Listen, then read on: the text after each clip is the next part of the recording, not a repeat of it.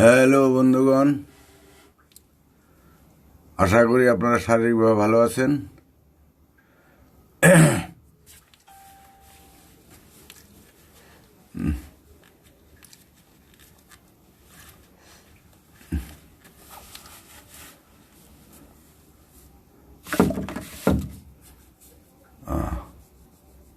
আপনাদের যদি কোনো প্রশ্ন থাকে প্রশ্ন লিখে দিবেন, আমি একটু ইনভাইটটা সেরে নেই ততক্ষণে।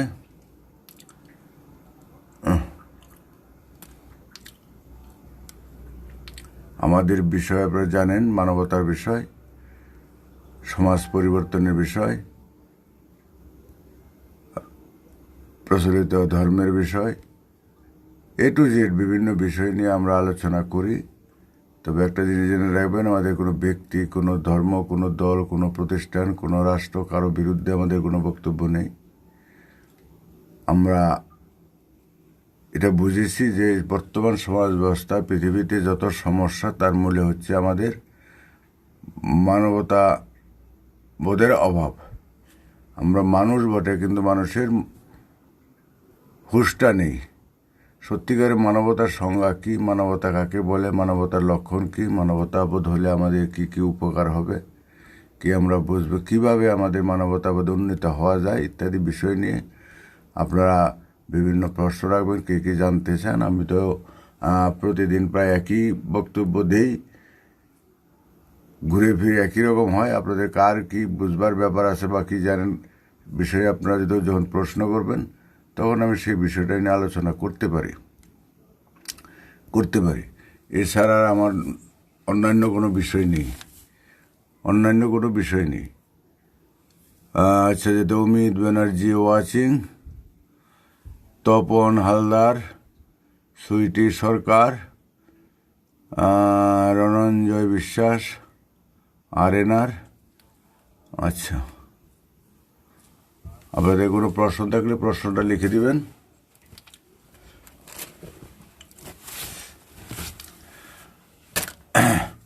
আমি আজকে আমার সম্বন্ধে দুই চার কথা বলি আপনাদের, যেহেতু আপনারা এখনো কোনো প্রশ্ন করেননি। আমার নাম নিরঞ্জন বড়াল। আমি এখন আপাতত থাকি রানাঘাট, ওয়েস্ট বেঙ্গল, ইন্ডিয়ার ওয়েস্ট বেঙ্গলে নদিয়া ডিস্ট্রিক্ট রানাঘাটে। আমার বয়স 60-এর উপরে, মনে হয় 62-63 হবে। অ্যাকচুয়ালি বয়সটা আমার জানা নেই। পড়াশোনা খুব একটা বেশি জানি না। সেদিক দিয়ে আমার অন্য কোনো ভাষা, বাংলা ভাষাও ভালো বলতে পারি না। দেখেন, আমাদের উচ্চারণ ভালো না, আমরা আঞ্চলিকতার দোষে দুষ্ট। যেহেতু প্রচলিত পড়াশোনা নেই, যার জন্য এই অবস্থা।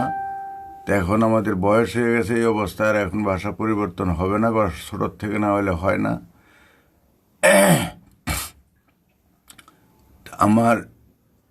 আমি যেই প্রোফাইল থেকে এখন অনলাইনটা করছি, প্রোফাইলের নাম হচ্ছে বড়াল।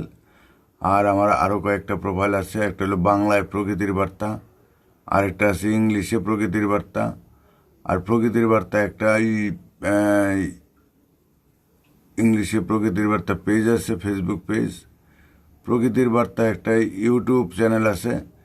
বিশ্ব পরিবার একটা ফেসবুক প্রোফাইল আছে, আর বিশ্ব পরিবার একটা ইউটিউব চ্যানেলও আছে। বড়াল একটা প্রোফাইল আছে, বড়াল একটা ইউটিউব চ্যানেল আছে।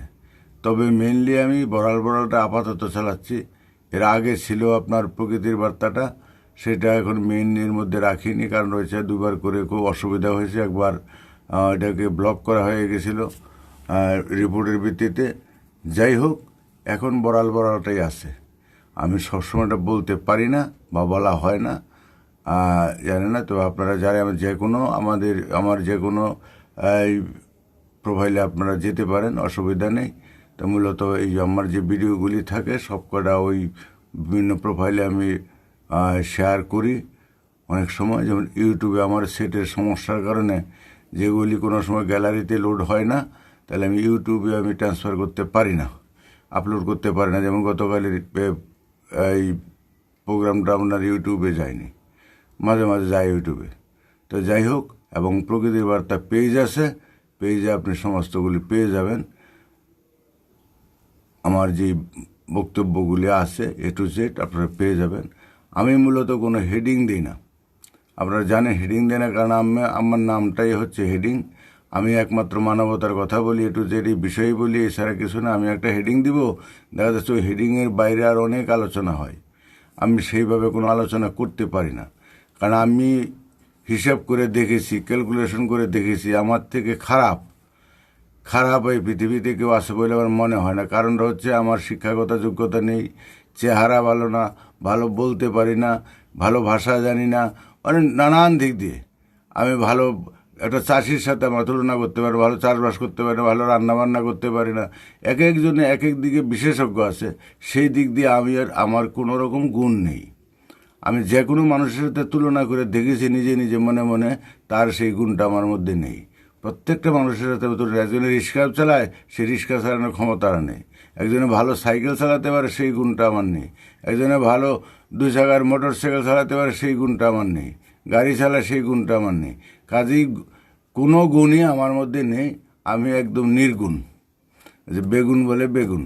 তা কাজেই আমার এই অনেকে দু এক সময়ে একটু প্রশংসা করে, আমি আপনাদের অনুরোধ করব আমার প্রশংসা করে লাভ নেই। আমার দোষ ত্রুটিগুলি যেগুলি আছে একটু তুলে ধরবেন, তাতে আমার জানার পথ সুবিধা হবে, সংশোধনের পথ সুবিধা হবে।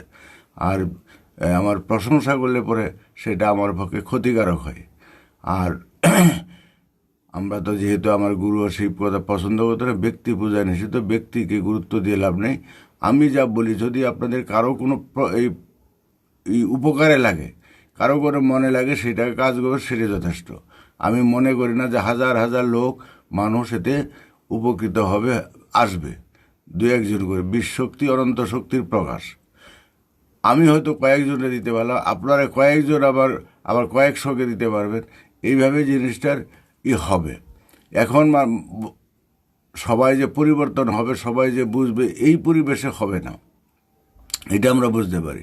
আমি তো বিভিন্ন অনলাইনে যাই, বিভিন্ন জায়গায় যাই, আমার সুতমার্ক নেই, সব জায়গায় আমি যাই আমার শিক্ষার জন্য, জানা বোঝার জন্য, সর্বত্র যাই। তবে আমার যে এই প্রোফাইলের মধ্যে যারা ফ্রেন্ড লিস্টে যারা আছে, আমার তো আরও প্রোফাইলগুলি আছে, সবগুলি ফ্রেন্ড লিস্টে যারা আছে, ম্যাক্সিমাম মানুষই খুবই ভালো, ম্যাক্সিমাম। কারণ তাদের প্রোফাইল দেখি আমি, এবং একজনের সাথে আরও তাদের বন্ধুবান্ধব যেগুলি আছে একই সমমনোভাবাপন্ন, সব তারা আসছে পয়লে। হয়তো আমার একটা প্রোফাইলে 5,000-এর বেশি আমি বন্ধু যুক্ত করতে পারি না, সেই হিসাবে আসে না। ওর থেকে কিছু বাদ হয়ে যাবে, নিজে বাদ দিতে পারি না, যারা বাদ হয়ে যায়, ফাঁকা হলে 2-4 জনকে নিতে পারি। তাহলে তো অনেক ভালো ভালো ভাই বন্ধু আসে, কিন্তু আমি তাদের যুক্ত করতে পারি না। তা আপনারা আমার অন্য যে কোনো একটা প্রোফাইলে যুক্ত থাকবেন, অসুবিধা নেই, বা আমার পেজে যুক্ত হবেন, তাতেও আপনারা পেয়ে যাবেন, অসুবিধা নেই। পেজে যুক্ত হবেন, বা আমার ইউটিউব আছে, প্রকৃতির বার্তা ইউটিউব চ্যানেল, ওটাকে সাবস্ক্রাইব করে রাখবেন। তাহলে পরে আপনি প্রতিদিন যে এটা আছে এটা আপনি পেয়ে যাবেন, বা সার্চিং করলে আপনি পেয়ে যাবেন, অসুবিধা নেই, সহজ আছে। তাই আমার এই নাম থাকে, হেডিং থাকে না বলে একটু অসুবিধা হয় না, কী আছে না আছে, মানুষের একটু হতাশা থাকবে যে কী বিষয় আছে এর মধ্যে। বিষয়টা যদি আমার লিখতে হয়, তাহলে A to Z লিখতে হবে, A to Z লিখতে হবে। আমি বিশেষ করে মানবতার কথাটাই বলি, মানবতারই এখন অভাব আছে, এবং এই সম্পর্কে যা আছে প্রকৃতির নীতি আদর্শটাই বলি। এই একই বিষয় ঘুরিয়ে ফিরিয়ে আমার আসছে, এছাড়া অন্য কিছু নেই। আর নিন্দার চর্চা যেহেতু আমাদের নাই, তথাপি বলতে গেলে অনেক সময় এসে যায় 2-4 কথা, সেগুলি হেডিং না করাই ভালো। আর আমি চাই না হেডিং দেখে মানুষ আসুক, জানুক, বুঝুক। আগে আমার বক্তব্যগুলি স্থায়ী হোক, মানুষ জানুক, বুঝুক, উপলব্ধি দিও, তারপরে এক সময় পড়বে, এক সময় আর জানবে, দেখবে, সময় আছে। যেহেতু এটা রেকর্ডিং থাকছে, এখনই জানতে ওর কোনো ব্যাপার নেই। যত দিন মানুষ কম জানবে, তত আমার কাজ করতে সুবিধা, আর যত বেশি জানবে তখন আমার কাজ করতে অসুবিধা। কারণ একটু পরিচিতি হইলে, গাছ একটু উঁচু হইলে বড় গাছে ঝড় লাগে বেশি, যার জন্য আমাদের এখনই কাজ করাটা সুবিধা হচ্ছে, সুবিধা সেটা মনে করি। তবে আমার এই কথাবার্তায় কেউ কোনো ভুল বুঝবেন না। আমি কোনো ধর্মের কোনো ব্যক্তি কোনো প্রতিষ্ঠানের নিন্দা অপবাদে যাচ্ছি না। তবে প্রচলিত ধর্ম সম্বন্ধে বলতে যা বলি, এটা শুধু কোনো একটা বিশেষ ধর্মের নয়, সমস্ত ধর্মের ক্ষেত্রে যারা আধ্যাত্মিকতার প্রচলিত আধ্যাত্মিকতায় বিশ্বাসী, যারা প্রচলিত গুরুবাদে বিশ্বাসী, এই আল্লাহ খোদা গড ভগবানে বিশ্বাসী, এই পুজো পার্বণ নাম জপ ধ্যানে বিশ্বাসী, এরা মানসিকতা এক। পদ্ধতি আলাদা হতে পারে, মানসিকতার স্তর সব এক। সেই হিসাবে সবাই আমরা সমান। আর যারা ওইটা করে না, বলি যে বাস্তববাদী বলি, বাস্তববাদের মধ্যেও সেই ভাব আছে, একটু কম আর বেশি সবার মধ্যে আছে, দুর্বলতা আছে আমাদের। সত্যিকারের বাস্তববাদী একদম পশু পাখি আছে এখন। সত্যিকারের বাস্তববাদী পশু পাখি ছাড়া মানুষের মধ্যে নেই, মানুষের মধ্যে নেই। এটা দোষের কিছু না, এটা বুঝতে গেলে, সে সম্পূর্ণ মাত্রা বুঝতে গেলে সেটা আরও চর্চার দরকার, আরও মনের সাধনার অনেক জোর থাকা দরকার। কারণ এখন বর্তমান সমাজ যেই ধারায় চলছে, যেইভাবে আমরা শিক্ষিত, কারণ এই ভাবটাকে আমাদের পরিবর্তন করতে খুব কঠিন। আমাদের আমূল পরিবর্তন হওয়া দরকার, আমূল। সেটা একদিন একবারে হবে না, যতটুকু হচ্ছে সম্ভব। যেমন আমি ওদের কিছুদিন আগে একটা অনলাইনে দেখলাম যে একটা ইসলামপন্থীর সাথে তর্ক করলো যে ওদের ব্রেনে যেটা ঢুকানো আছে এটাই সর্বশ্রেষ্ঠ, এর বাইরে তারা জানে না, বোঝে না, ও কিছু বুঝবে না, যার জন্য তাদের কাছে এটা তাদের ব্রেনে ঢুকানো। এটা না ঢুকে যদি অন্য একটা বিপরীত ঢুকাইতো তাহলে ওইটাই সঠিক ছিল। তাদের নিজস্ব কোনো বুঝ নেই। মানে যারাই ধর্মের লাইনে আছে, প্রচলিত সংস্কারের লাইনে আছে, সবার ক্ষেত্রে একই কথা খাটে, সবার ক্ষেত্রে একই বক্তব্য খাটে, যেটা তাদের ঢুকানো আছে, প্রথম থেকে ঢুকানো আছে, বা কোনো গুরু ঢুকিয়ে দিয়েছে, ওইটাই তাদের কাছে শ্রেষ্ঠ, এর উপরে কিছু না। ওইটা যদি আবার উল্টিয়ে বলতো গুরু, তাহলে ওইটাই আবার ঠিক ছিল। নিজস্ব বুঝ নেই। তো নিজস্ব বুঝটা হইল আসল। তাই আমি বলছি যে প্রত্যেকটা মানুষের ধর্মের ধর্মশাস্ত্র গ্রন্থ গুরুটা সবার থেকে হলো নিজের বিবেকের নির্দেশে চলো। বিবেকে হইল গুরু, বিবেকে হইল ভগবান, বিবেকে যার বিচারক। এর উপরে আর কিছু নেই, আর মানবতার উপরে কোনো ধর্ম নেই। যত ধর্ম, মানুষ হিসেবে মানবতা বোধ থাকতে হবে, এই দুটো হইল মেন। আর কিচ্ছু জানা বোঝার দরকার নেই।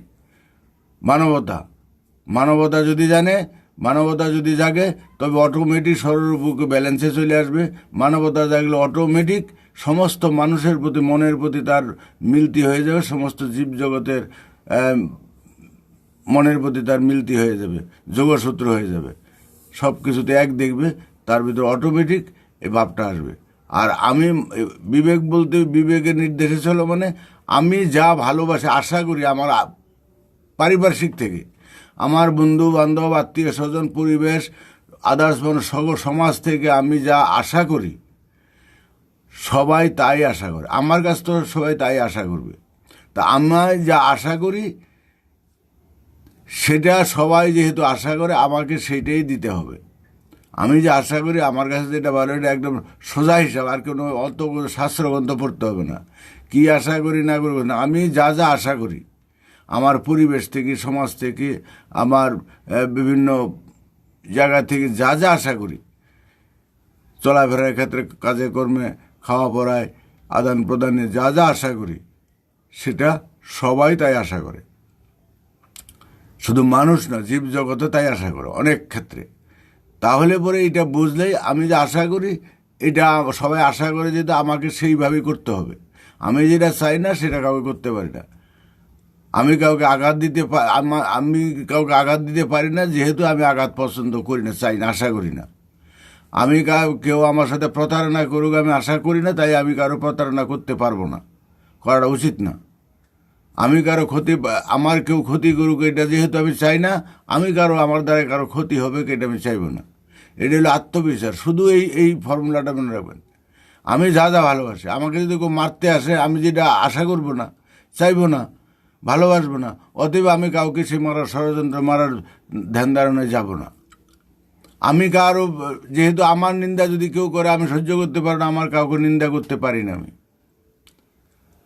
আমার নিন্দা করলে যদি আমি সহ্য করতে পারি, তাহলে আমি শিক্ষার জন্য কারোর আমি দুই কথা বলতে পারি।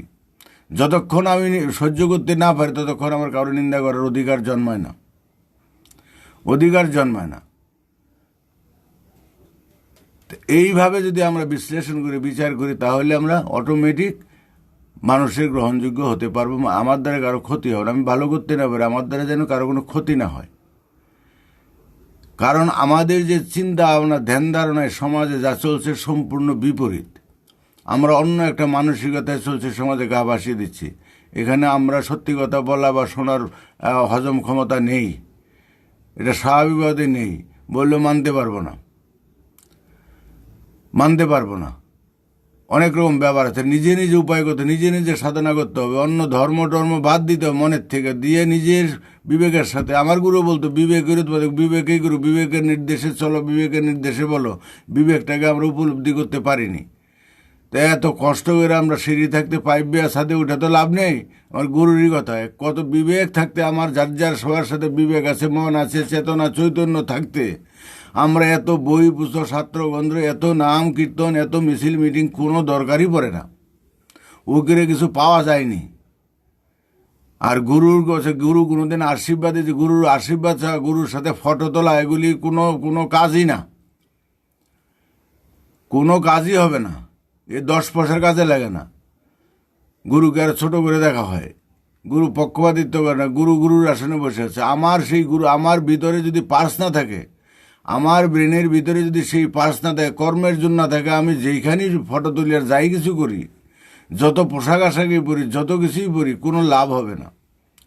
এই যে অনেকে চাকরি পায় না, এই পায় না, সেই পায় না, কেন পায় না? সে যোগ্যতা অর্জন করতে পারেনি, সেই যোগ্যতা অর্জন করতে পারেনি। যোগ্যতা নিজের কাছে, আমাকে যেতে হবে না, আমাকে খুঁজবে, এরকমভাবে বুঝতো আমি যেটা করতে চাই।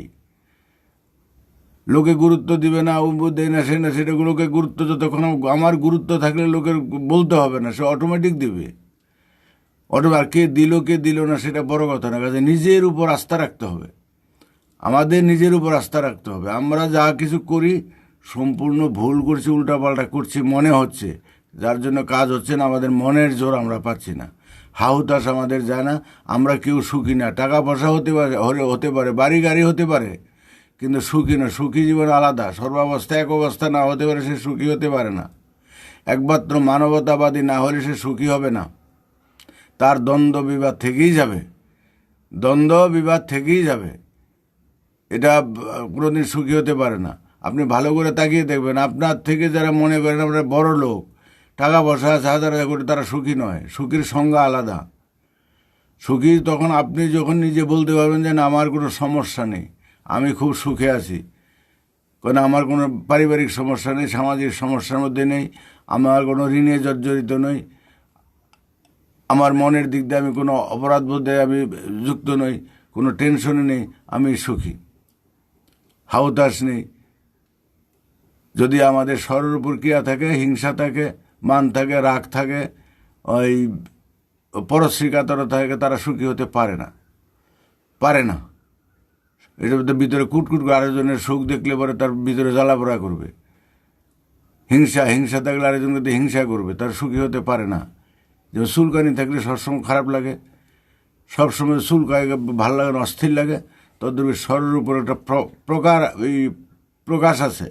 এই স্বরূপগুলি যখন তার ভিতরে ক্রিয়াশীল থাকবে, সে তাকে পিছনে টানবে সবসময়, তার মন চঞ্চল থাকবে সবসময়, তাকে শান্ত থাকতে দিবে না, ধীর স্থির থাকতে দিবে না। আমরা যে কোনো অস্থির হলে, শান্ত না থাকলে আমাদের মনের কোনো ক্রিয়া করবে না। তাই বলে বিপদে হয় না কাতর, আর সুপদে হয় না ইতর। সুপদ হলে আমাদের ইত্রামি চলে আসে, আর বিপদ হইলে আমরা ভগবানকে ডাকে, বিপদ হইলে কাতর হয়ে যাই, হাউতাস করি, কাতর হতে নাই। এগুলি কতগুলি স্বাভাবিক জিনিস। তবে আমাদের দুঃখ দুর্দশা এগুলি আমাদের কারণের জন্য। তা আপনাদের সকলের আশীর্বাদে ব্যক্তিগতভাবে, আমি অন্তত ব্যক্তিগতভাবে মোটামুটি এই সমস্তগুলির থেকে আমি একটু মুক্ত আছি।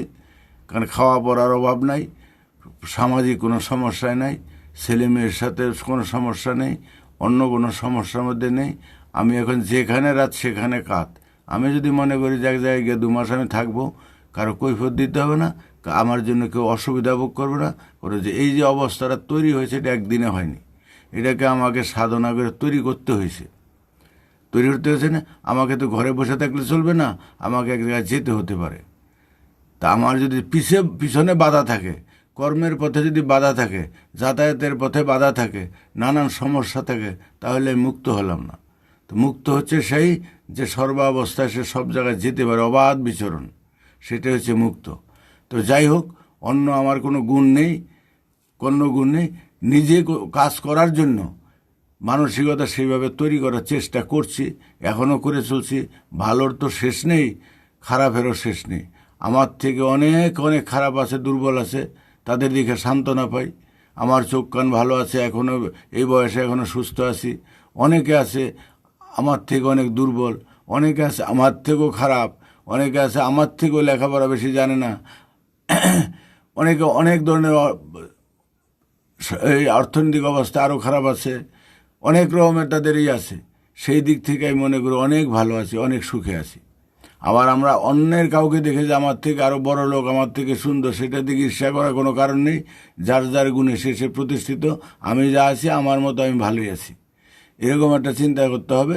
যে অন্য কাউকে দেখে আমার সেই চিন্তা করলে চলবে না। তো যাই হোক, কথার থেকে তো অনেক কিছু হয়ে গেলে, আমি দেখি কার কি বক্তব্য আছে। প্রশ্ন অনেক করে দেখা যাচ্ছে। অমিত ব্যানার্জি, আচ্ছা দেখে গেন। দীপক কুমার মণ্ডল, তন্ময় ঘোষ ওয়াচিং, দাস তন্ময় ঘোষ, খুব সুন্দর আলোচনা হচ্ছে, এভাবে চলুক। বিজ্ঞান যুক্তি গণিত বিবেকের সুরের ধারা, মানবতার জয় হোক, বিবেকের জয় হোক। ধন্যবাদ। আচ্ছা, তন্ময় ঘোষ, সন্ন্যাসী হত্যাকাণ্ডের ব্যাপারে কিছু বলুন। সন্ন্যাসী হত্যাকাণ্ডের ব্যাপারে কিছু বলুন। কোন সন্ন্যাসী আমি তো ঠিক জানি না, বলুন তো কোন ব্যাপারটায়। আমি সন্ন্যাসী কোথায়, আমি সমসাময়িক সব কিছু আমি জানি না, হয়তো তো জানার মধ্যে পড়ে না, আগে পড়ে না। এখনকার কোথায় সন্ন্যাসী হত্যাকাণ্ড হলে আমি ঠিক সেই ব্যাপারটা জানি না। আর যে কোনো হত্যাই সে যেই ব্যাপারই হোক নিন্দনীয়। আর একটা জিনিস আমি লক্ষ্য করছি, ভারতবর্ষে যেটা সাম্প্রদায়িক সম্প্রীতি নষ্ট হওয়ার এক শ্রেণীর লোক, মুসলমান বিদ্বেষী, তাদের নিয়ে যে আজকেই আমি দেখলাম, নেটে দেখলাম, তারা ফল টল বিক্রি করবে, তো হটাই দিচ্ছে, নানান রকম টর্চার করছে, আর ধরে মারছে, এই করছে সেই করছে। এই উগ্র এই সাম্প্রদায়িকতা জিনিসটা ভালো না। যদি হয়তো নানান দিক থেকে আমদানি হয়েছে, এগুলি ঠিক নয়। এটা দেশের বদনাম, মানবতার ক্ষতি, এটা আমরা আশা করব না। এটা আমাদের নিজেদের লজ্জা।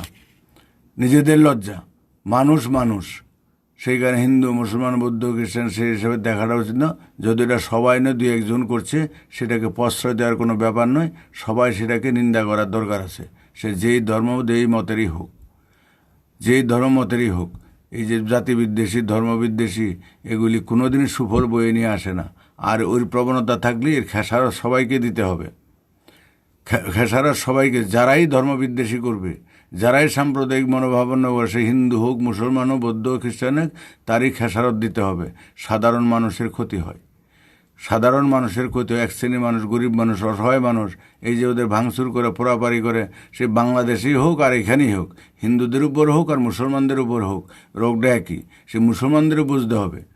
আজকে এইখানকার মুসলমানদের অত্যাচার করলে, তাদের বাড়িঘর পোড়াইলে, ব্যবসা বাড়লেও, অযথা পিটালে, মারলে যদি খারাপ লাগে, তো ওইখানকার হিন্দুদের করলেও তাই লাগে। পাকিস্তান করুক আর আফগানিস্তান করুক, বাংলাদেশ করুক, সবাইকে এগুলি বুঝবার দরকার আছে। এই যদি আমরা মুক্তি পেতে চাই, সব জায়গায় ওই শান্ত থাকতে হবে। বাংলাদেশও থাকতে হবে, পাকিস্তানও থাকতে হবে, সর্বত্র থাকতে হবে। কারণ এক দেশে করলে আরেক দেশের ঢেউ, এইখানে করবে, ওইখানে তার হিংসা হবে। কারণ প্রতিহিংসা, আমরা হিংসুক, আমরা বিদ্বেষী। আমি তো ভারতে একটা কিছু করলো, এখানে কিছু করতে পারবে না, ওইখানে দিব সুযোগ। আবার ওইখানে কিছু করলে এখানে সুযোগ দিবে। এই পাল্টাপাল্টি জিনিসটা মোটেই ভালো নয়, দৌড় ক্ষতিকারক, সবার উপরে ক্ষতি আসবে বলে মনে হয়। কারণ এই জিনিসটা দেখে আমার মনে খুব লাগে। কিছু করার নেই, যেভাবে চলবে, এর পরিণাম খুব ভয়ঙ্কর। আজকের সমাজের পরিস্থিতি, সাম্প্রদায়িক হিংসা, আজকে এই পরিস্থিতির জন্য দায়ী কে বা কারা? ধর্ম নিরপেক্ষতা নিয়ে আপনার মতামত কি? ধর্মনিরপেক্ষতা কথাটা তো হইল টুপি দেওয়া কথা, এর আগে আমি কয়েকদিন বলেছি। কার হ্যাঁ এবং না দুইটা এক জায়গায় হতে পারে না। এই যে ধর্মনিরপেক্ষতা, বিভিন্ন ধর্ম সব এক এক ধর্মের আচার আচরণ এক এক রকম, দুইটা একরকম হতে পারে না, এক জায়গায় হতে পারে না। রাজনৈতিকভাবে কৌশল করে সবাইকে একটু ঠান্ডা রাখার জন্য, তাদের রাজনৈতিক কর্মকাণ্ড চালানোর জন্য, রাষ্ট্র চালানোর জন্য এর একটা ফর্মুলাকে ধর্মনিরপেক্ষতা। আসলে ধর্মনিরপেক্ষ হলে কিছু হয় না। ধর্মনিরপেক্ষ যদি থাকতে হয় তাহলে সেইটার আইন আরও কঠোর করতে হবে। রাষ্ট্রভাবে থাকবে, ধর্ম যার যার চার দেয়ালের ভিতরে, ঘরের ভিতরে থাকবে। বাইরে যে মঠ মন্দির মসজিদ করবে, মিছিল করবে, মিটিং করবে, মাইক জ্বালায় আজান দিবে, মাইক জ্বালায় কীর্তন করবে, এগুলি ধর্ম এই প্রকাশ্যে করা যায় না। তার জন্য এই বালক ব্রহ্মচারী বলছিলাম যে সাংগঠনিক নির্দেশ সন্তানদের প্রতি দিয়েছে, তার মধ্যে আছে যে ধর্ম দেবদেবতা যার যার ব্যক্তিগত সাধনা ব্যক্তিগত থাকবে। ওই লাইনটা বোধহয় এখন আমার কাছে আছে, আমি একটু বলে দিচ্ছি ধর্মনিরপেক্ষতার কথা কোনটা।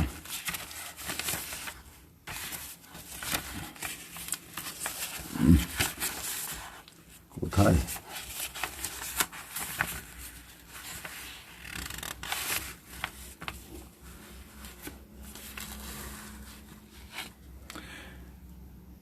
ধর্ম বাস্তব ছাড়া নয়, ধর্মের নামে কোনো গল্প কল্পনা অথবা অবান্তর কথা বলা নিষিদ্ধ। উপরিউক্ত আরও কতগুলি নিয়ম ছিল, ওই দিন কিছুদিন আগে পড়েছিলাম, এগুলি বলছেন যে উপরিউক্ত নিয়মাবলীর ব্যতিক্রম যারা করবে তারাই অধর্মচারী। দুর্নীতির প্রতিকার কল্পে ও আত্মরক্ষা কল্পে তাদেরই সাথে হবে আমাদের মোকাবিলা। তাহলে ধর্মের অঙ্গ কী কী? দেবদেবতা সম্পর্কে অথবা যার যার ধর্মের উপাসনার বিষয়ে আলোচনা করা নিষিদ্ধ। আলোচনা করা নিষিদ্ধ প্রকাশ্যে। আর এটা ব্যক্তির সাধনা, প্রমাণ বিনে গ্রহণ করা চলবে না। এটা ব্যক্তির সাধনা, প্রমাণ বিনে গ্রহণ করা চলবে না। ব্যক্তির সাধনা ব্যক্তিগত থাকবে, বিনা প্রমাণে কোনো দেব দেবতা, ইহলোক পরলোক অথবা যে কোনো পূজা অর্চনা নিয়ে প্রকাশ্যে আলোচনা করা নিষিদ্ধ। তাহলে বুঝতে পারছো ধর্মের প্রকৃত অর্থ কী কী আর কী বা তার ব্যবস্থা। বর্তমানে আমাদের দেশে ধর্ম করে যা চলছে তাতে প্রকৃত ধর্ম সংরক্ষণের কোনো ব্যবস্থা আছে কি, ইত্যাদি বিষয় আছে। তাহলে এই ব্যবস্থা কিন্তু রাষ্ট্রে নাই। যদি এই নিয়মটা রাষ্ট্রে থাকতো, ধর্ম করো তুমি, যেহেতু রাষ্ট্র ধর্ম করতে কোনো বাধা নেই, কিন্তু তার এখতিয়ার থাকবে, এখতিয়ারের বাইরে নয়। এখতিয়ারের মধ্যে যদি করতো তাহলে সেটা হতো ধর্মনিরপেক্ষতা। সবাই যার যার মতো করতো, অসুবিধার কিছুই ছিল না, কারোর জন্য কারো ডিস্টার্ব হতো না। এখন যেই করছে ধর্মনিরপেক্ষতা হবে না, হয় না, হতে পারে না, হতে পারে না। এটা ধর্মনিরপেক্ষ না। আর যে ধর্মনিরপেক্ষতাই থাকতে হবে, এত ধর্মকে স্বীকৃতি দেওয়ার কোনো মানেই হয় না। ধর্ম হবে একটা, প্রকৃতির ধর্ম একটা, ধর্ম আল্লাহ খোদা গড ভগবান হবে একটা, স্রষ্টা যদি থেকে থাকে হবে একটা। এত স্রষ্টার এখানে স্বীকৃতি আসে, অবৈজ্ঞানিক স্বীকৃতি আসে এত বুদ্ধিজীবীর মধ্যে, এত বিজ্ঞানের যুগে সত্য হবে একটা। বিজ্ঞানের তো এমন কোনো থিওরি নাই যে না একটা থিওরি দুইটা তিনটা পাশাপাশি চলছে, এটা বিজ্ঞানের কথা হতে পারে না,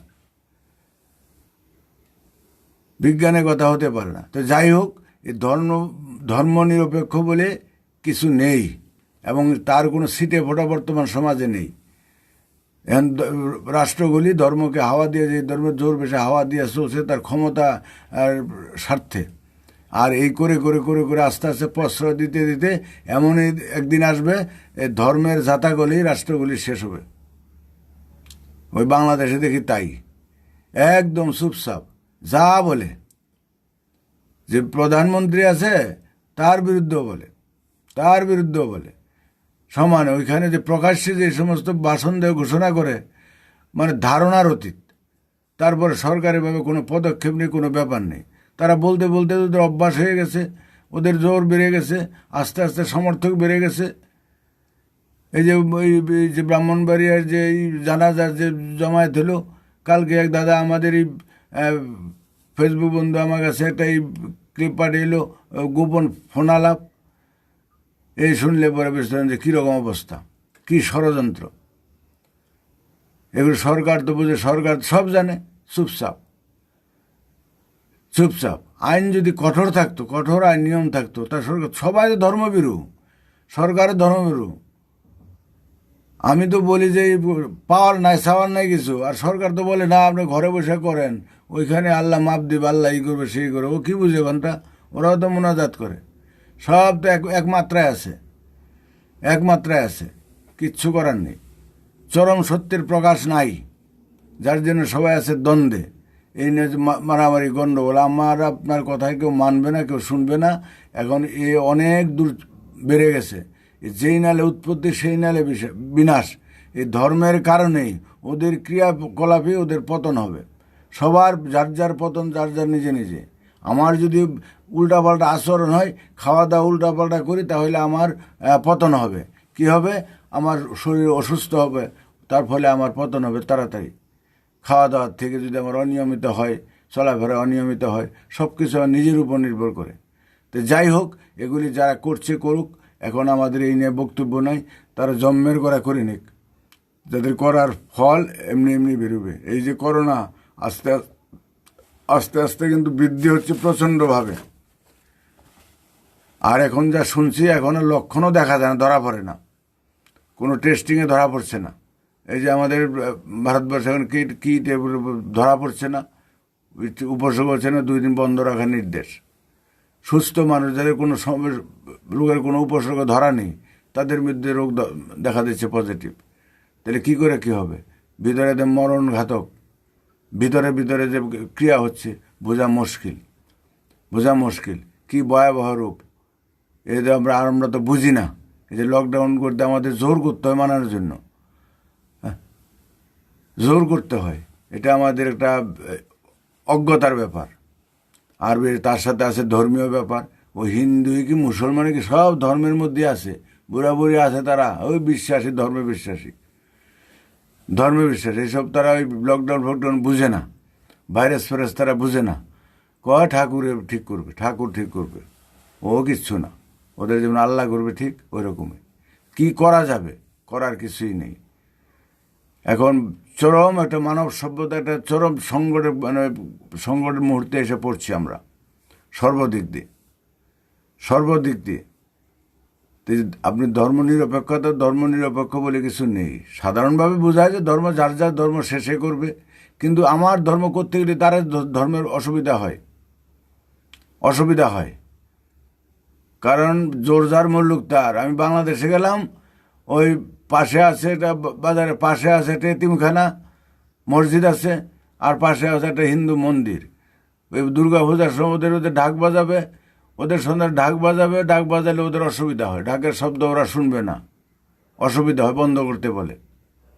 আবার ওদের আজানের সময় বন্ধ করতে, আজানের সময় যদি আমাদের কোনো পুজো থাকে, কোনো রকমই থাকে, এত নিয়ম করে বন্ধ করে কোনোটা হয় না। তা ওদের আবার এদের জন্য ওদের অসুবিধা হয়, ওদের জন্য এদের অসুবিধা হয়। তাইলে এটা ভালো ছিল কি, সাউন্ড বক্স যদি না থাকতো, ভিতরে ভিতরে তোমরা যার যা করো, কোনো অসুবিধা নেই। তাহলে কারোর জন্য কোনো ডিস্টার্ব হতো না। কারণ কোনো পক্ষের ধর্মের জন্য অপরের ক্ষতি হোক, অসুবিধা হোক, সেটা যেমন ঠিক নয়। এটা উভয়ের মান্য দরকার। এখন জোর যার মুল্লুক তার, ওদের জোর বেশি, ওদেরটা মানতে হবে, তোমাদেরটা মানবে না। আর তাদের কাছে তো এটা কোনো ধর্মই না, সেটা অন্যরকম ব্যাপার। একবার মন্দির ভাঙচুরও হলো, এই তো অবস্থা। তো যাই হোক, এখন যখন এত বৎসরে যখন এটা প্রতিষ্ঠিত হয়ে আসছে, আস্তে আস্তে সব সরকারের যেভাবে প্রশ্রয় দিয়ে আসছে, কোনো সরকারি কত বাস্তববাদী সংগঠন আছে, কেউ তো ব্যাপকভাবে বলছে না। এই যে এই পশ্চিমবঙ্গে দুর্গা পূজা হয়, বড় উৎসব আসছে, এই কোনো বাস্তববাদী বিজ্ঞানভিত্তিক সংগঠন আজ পর্যন্ত বলছে? মুখে মুখে তো বড় বড় কপসায় খালি ওই সাপের ওজা নিয়ে, অমুক নিয়ে, ওই ডাইনি নিয়ে কত কিছু বলে, ওই জ্যোতিষ নিয়ে দেখি বলে, পূজা নিয়ে কেউ বলে না। এখানে পূজা কত তো বাস্তববাদী, পূজা নিয়ে কিছু বলে না। এইটা তো উৎসব যদি এরকম উৎসব কিসে, যেটা আত্মঘাতী উৎসব, এই উৎসবটা সমাজ সংস্কারের বিরুদ্ধে হোক, দেশের উন্নতির জন্য হোক, গরিব নির্মূল করার জন্য হোক, মানুষের পরিবেশ সচেতনতার দিকে হোক।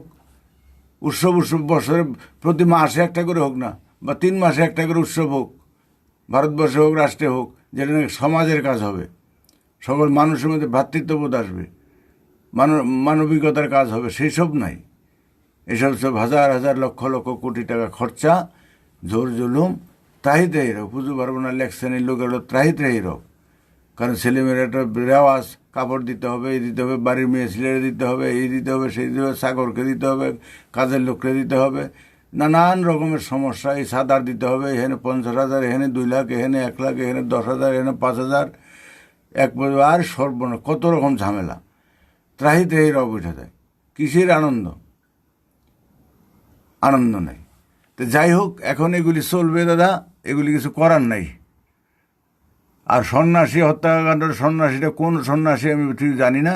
তো যাই হোক, যে কোনো হত্যাকাণ্ডই আমরা এই প্রকৃতির নিয়মে মানবিক দৃষ্টিকোণে ঠিক নয়। সে যেইখানকার যারাই করুক, যেই দোষীতে, দোষ কিছুই না, এক হাতে তালি বাজে না।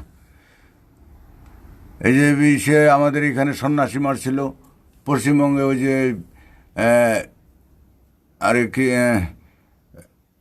কি এক সন্ন্যাসীর নাম ছিল, নিরঙ্কারী না না কি সন্ন্যাসী মারছিল ওই বিজন সেতুতে, পুরায় মারছিল। এই যে হত্যাকাণ্ড, এর আগে বলেছে যে এই সে হত্যাকাণ্ড, এই মরিচ জাবির হত্যাকাণ্ড, এগুলি কোনোটাই মানবিক নয়, কোনোটাই ঠিক নয়। এই তো বলি যে রাজনীতির উপরে যা বলে, ভিতরের রূপটা হলো সম্পূর্ণ অমানবিক, হিংস্র রূপ। রাজনীতি, বর্তমান তথাকথিত রাজনীতির ভিতরের রূপটা হলো হিংস্র। উপরে দেখাই সাধারণ কর্মী আমরা বোকাদের বুঝে একটু সিটাফোটা দিয়ে 2 কথা বলে একটু বুঝায়, আমরা তাই বুঝি। কিন্তু প্র্যাকটিক্যালি দেখতে গেলে হিংস্র। যে কোনো দল ক্ষমতায় গেলে তার হিংস্রতার প্রকাশ করবেই। উপরে দেখাবে ভাবমধ্যে, ভিতরে আমরা প্র্যাকটিক্যাল বহু দেখা আছে, বহু। তো এটা এই জন্য তো সমাজের কোনো কিছু হচ্ছে না। অসিত মণ্ডল, রানা সরকার। আচ্ছা, রানা সরকার কোনো বক্তব্য আছে? আজকে একটা ভাইয়ের দেখলাম, একটা লাইভ প্রোগ্রাম করলো কলকাতার, কি জয়ন্ত না কি নামটা, কি দেখলাম, মনে থাকে না। খুব ভালো বক্তব্য দিল। এটা আমি কয়েকজনের কাছে পাঠিয়েও দিয়েছি। ভালো উপলব্ধির কথা বলছে। আলম মাহাবুল, এর থেকে বাহির হওয়ার উপায় কি করলে মানবিক হওয়া যাবে? খুব ভালো প্রশ্ন করছেন। মানবিক আমরা আছি, মানুষের জন্মগ্রহণ করছি। আমি আমার মতো যদি আমি আমার বিবেক, আমার মন, আমি কেন আমার ছেলে মেয়েকে বেশি ভালোবাসি, এই যে মোহ, কেন ভালোবাসি, এইটাই যদি আমার ছেলে মেয়েকে না করে যদি আরও 10টাকে একরকম দেখতে পারি, আর ওই 10টাকে আরও 20টাকে দেখতে পারি, মূল কথা হচ্ছে আমার মন। আমার যা কিছু করি ভালো মন্দ আমার মনের থেকে করি। এই মনটার যে উপলব্ধি, আমার যা উপলব্ধি সৃষ্টির নিয়মে প্রত্যেকটা মানুষের তাই উপলব্ধি।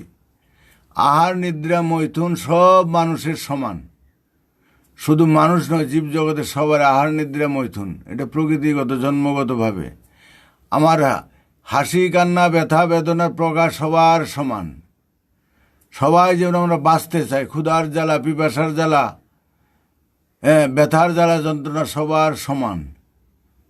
এই উপলব্ধি বলছে, আমাকে যদি কেউ মারতে আসে বা কতল করতে আসে, আমার যেমন লাগবে ও সব মানুষের তাই।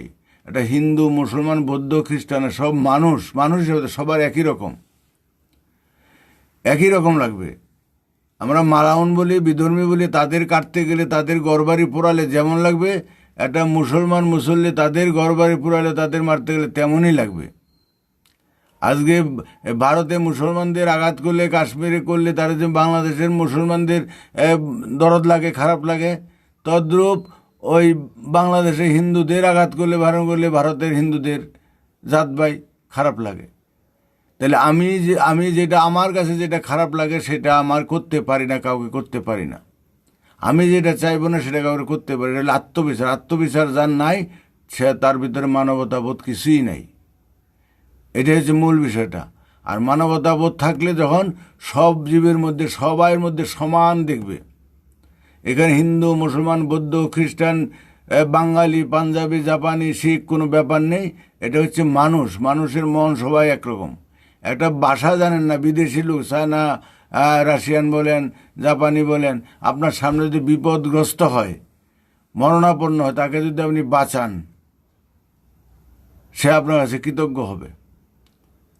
এবং আপনার মন ভালো। একজনকে উপকার করলে দেখবেন যে মনে তৃপ্তি লাগে, এটা অন্য মানুষের আঘাত দিয়ে তৃপ্তি হয় না। তো এখন আমাদের হিংসা, ধর্মগুলি হিংসা ঢুকিয়েছে, ধর্মগুলি পক্ষপাতিত্ব ঢুকিয়েছে, গণ্ডির চিন্তা করছে।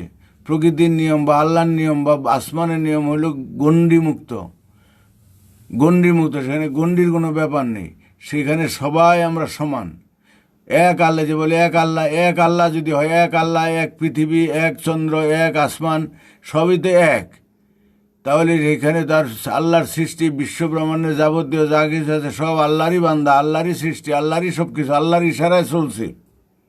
এই চন্দ্র সূর্য গ্রহ নক্ষত্র আমি আপনার ভাষাই বলছি, আল্লাহর ভাষার ইচ্ছাই চলছে।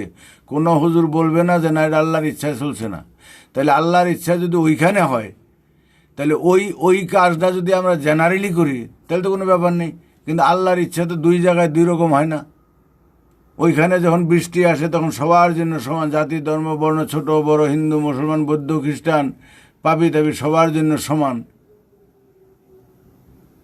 কিন্তু আমাদের কাজের বেলায় তো আমরা সবাই সমান দেখি না। এটা মালাউনবাসী, এটা বিদর্মীবাসী, এটা পাফিবাসী, এটা ছোটবাসী, এটা এই দেশে দিব না, ওই দেশে দিব না। এ আমাদের পক্ষপাতিত্ব, এটা হলো আল্লাহর নিয়ম না, আসমানের নিয়ম না, এটা হলো আমাদের মন গড়া নিয়ম। আর কোরআন হাদিস, বাইবেল, গীতা, মহাভারত, যত কাব্যগ্রন্থ, যত শাস্ত্রগ্রন্থ লিখেছে এগুলি মানুষ লিখেছে। মানুষ দেবতা একই আকার গুণের কারণে পৃথক বোঝায়।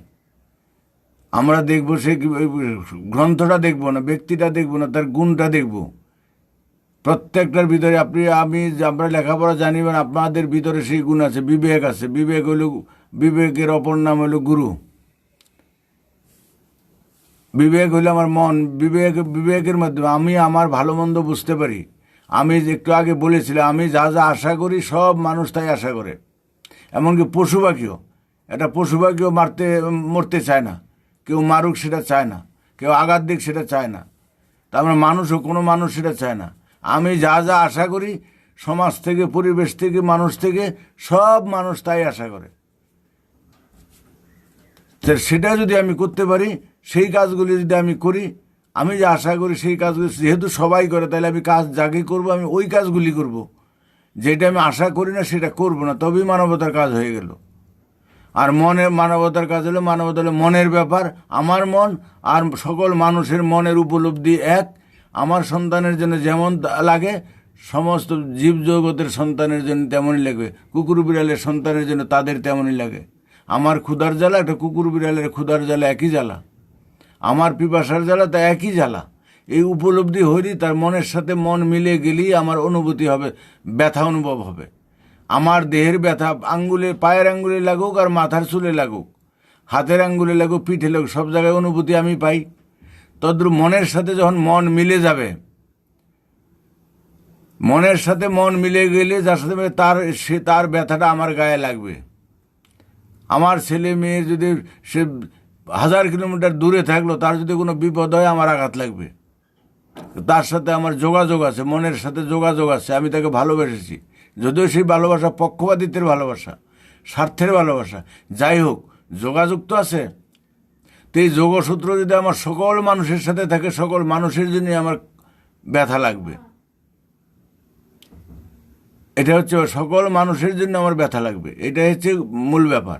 তাই মানবতা বোধে উন্নীত হতে গেলে শুধু নিজেকে জানতে হবে, নিজেকে জানা শ্রেষ্ঠ সাধনা। আমি কে, কোত্থেকে আসছি, কোথায় যাব, আমার পরিণামটা কি, এইটা জানতে গেলেও পিছনের দিকে যেতে হবে। আমি আজকে যেখানে আছি, এইখানে আসা আর আগে আরেক জায়গায় ছিলাম। আমি এই জায়গায় আসার আগে আরেক জায়গায় ছিলাম, ওই জায়গায় আসার আগে তারও আগে আরেক জায়গায় ছিলাম। না থাকলে আসা যায় না। এইভাবে খুঁজতে খুঁজতে দেখা যাবে আমি ছিলাম সে মহাশূন্যে, মহাকাশে। কারণ আমি এখানে আসার আগে মায়ের গর্ভে ছিলাম, তার আগে বাবার রক্তে বীর্যে ছিলাম, তার আগে খাদ্যদ্রব্যে ছিলাম না, তো বাবা পেল কোথায়? তার আগে খাদ্যদ্রব্যের আগে কোথায় ছিল? তাইলে যে আলো জল মাটি বাতাস ফাঁকায় ছিলাম, মহাশূন্যে ছিলাম। প্রকৃতির নিয়মে তার প্রমাণ হচ্ছে আমার যেইখান থেকে উৎপত্তি সেইখানে বিনাশ, আমি যেইখান থেকে আসছি সেইখানে আমার লয়। তাই পঞ্চভূতের দেহ পঞ্চভূতই লয়। আমার মৃত্যুর পরে এই দেহ বিনাশ হওয়ার পরে আমার দেহর তাপটা তাপে চলে যাবে, আমার বায়ুটা বাতাসে চলে যাবে, আমার জলটা, দেহে যে জল আছে, পানি আছে, পানিটা পানির সাথে মিশে যাবে, আমার দেহের যে মাটি আছে, মাটিটা মাটির সাথে মিশে যাবে, আর মন প্রাণ চেতনা চৈতন্য আমি যা বলি, যেটা অদৃশ্য বস্তু, যে চোখে দেখা যায় না, কোথায় থাকে যায়, দেহের কোথায় থাকে বুঝি না, কোন জায়গায় থাকে বুঝি না। অনেকে বলে বুকে থাকে, হৃদয়ে থাকে, কিচ্ছু না। বুকে হৃদয়ে থাকে না, আঙ্গুলে থাকে না, মাথায় থাকে, কেউ আমরা জানি না, কোথায় জানি না। কিন্তু দেহকে ঘিরেই আছে এই অনুভূতিটা যতক্ষণ আছে, চেতনা, এটা হলো শূন্যের সারা, শূন্যের বস্তু, এই মহাশূন্যের বস্তু, সে মহাশূন্যের সাথে মিশে যায় এবং আমার দেহ সব নষ্ট হয়ে যায়। কিন্তু আমার মনের ভিতরে যে চেতনা থাকে, চেতনার কিন্তু লোভ হয় না, চেতনাটা থেকেই যায়। আমি ঘুমিয়ে গেলাম, আমার কোনো চেতনা থাকে, মনে থাকে না, কিন্তু যে আবার জেগে যায়, আবার সব মনে পড়ে আমার এই দেহকে আশ্রয় করে এই মনটাকে চলছে। আমাদের দেহর এমনি কোনো দেহের কোনো, আমার মনটাই দেহ, আর মনের প্রকাশটাই আমার প্রকাশ। যা কাজকর্ম করি এটি আমার কাজ, মনের কাজ। এই নিয়ে একটু বিস্তারিত বিশ্লেষণের ব্যাপার আছে, অন্য একদিন। আজকে অনেক সময় নষ্ট হয়ে গেছে। ফার্স্টে প্রশ্ন করবেন, এই মন সম্বন্ধে, বিবেক সম্বন্ধে আলোচনাটা করব, একটার সাথে আর একটা যুক্ত। মন, বিবেক, চেতনা, চৈতন্য, এর সাথে যে প্রাণ বলি, এর সাথে আমি, আমার বোধ, মানবতা, এর সাথে এক অঙ্গ, একাকার।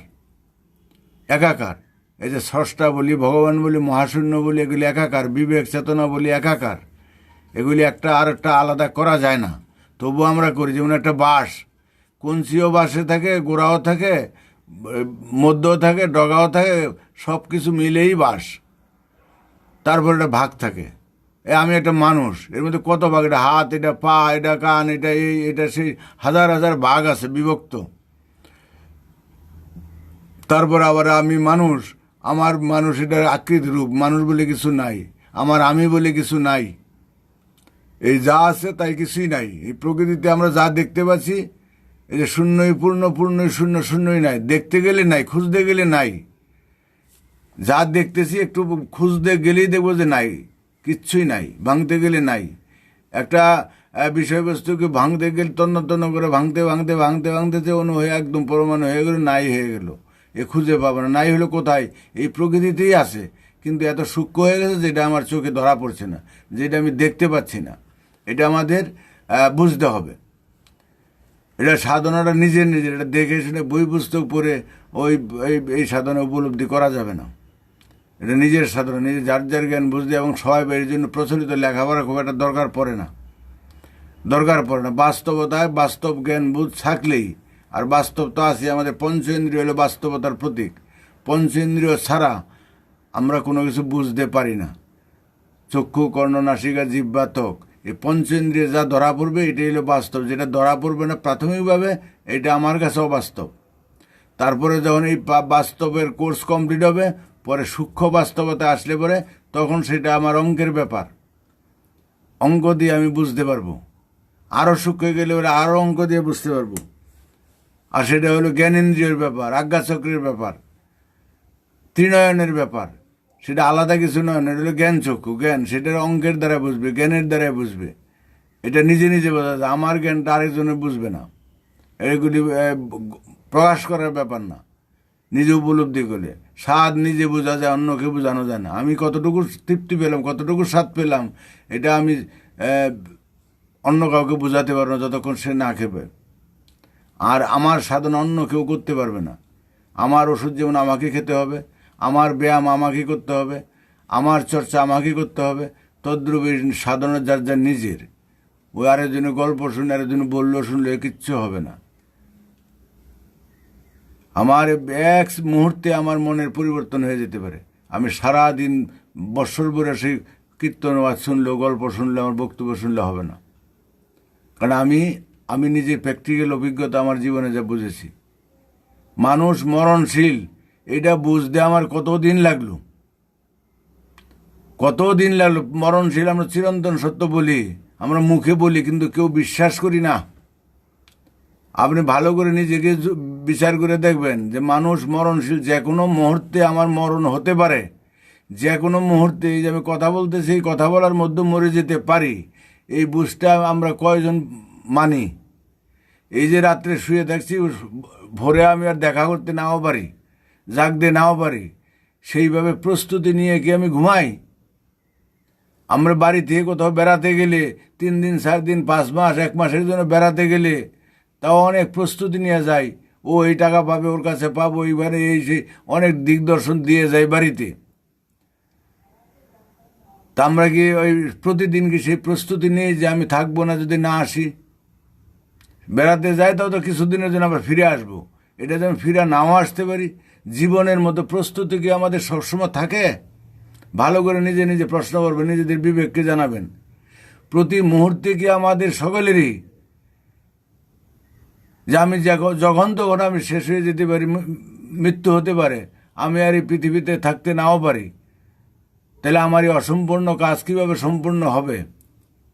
আর আমার কাজের কত দূর করবো কিভাবে? তখন আমার দৃষ্টিভঙ্গি, কথাবার্তা, কাজকর্ম, ধ্যান ধারণা পাল্টে যাবে। এই যে আমরা অমুক দিন দিব, 7 দিন পরে, 1 বছর পরে, 3 বছর 5 বছর পরে করার দিই, কথা বলি, চ্যালেঞ্জ করি, এগুলি হলো ফালতু কথা। 5 বছর তো আমি নাও থাকতে পারি। তবু তো মুসলমানরা বলে আল্লাহ বাঁচায় রাখলে আমি এই করবো, মুখানে যাব। বুঝুক না বুঝুক বলে এই কথাটা। খুব ভালো লাগে যে প্রত্যেকটা মানুষ তার অন্তত আল্লাহর উপর এই ভরসাটা আছে, যদি আল্লাহ বাঁচায় রাখে। অন্যরা তো এইভাবে বলে না, অন্তরে বলে হয়তো নাকি জানি না। তো গাইতে গাইতে গায়েন, বাজাতে বাজাতে বায়েন, এটাকে যদি হলে মুখের কথা না হোক, এটা যদি মুখের কথা হয়, মুখের কথা কিন্তু বাস্তব উপলব্ধির কথা হয়, তাহলে তার কাজ, ধ্যান ধারণা পাল্টে যাবে, পাল্টে যাবে। এই মানুষ মরণশীল, এই চরম সত্যটাকে উপলব্ধি করতে আমার অনেক দিন লেগেছে, আমার নিজের ব্যক্তিগত। এবং ওইটা উপলব্ধি করার সাথে সাথে আমার দিগদর্শন খুলে গেছে। অন্যান্য যে এই ধরনের জটিল জিনিসগুলি আস্তে আস্তে আস্তে আস্তে স্বাভাবিক চলে আসছে। এই প্রকৃতির নীতিগুলি আছে যে বলি, যেগুলি উত্থান পতনের নীতি, এই নীতি সেই নীতি, বিভিন্ন নীতিগুলি যে আছে, এগুলি স্বাভাবিকে চলে আসছে। কারণ একটা ফর্মুলার সাথে সবগুলি গাথা একে।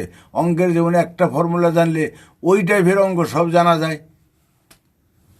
তদ্রূপ দেখা যাচ্ছে আমার ওই প্যাচটা খুলে যাওয়ার পরের থেকে আমার কোনো অসুবিধা হয়নি। তারপরে আরও জটিল জটিল জিনিসগুলি আমি সমাধান করতে পেরেছি, আমার পক্ষে সহজ হয়েছে। এটাকে আমাকে এই চরম বুঝেও না বোঝার ভান, বুঝেও বুঝি না, ঠিকই আছে বুঝতেছি, কিন্তু বিবেকে মানে মনে কাজে করবে সেটা মেনে নিতে পারছি না।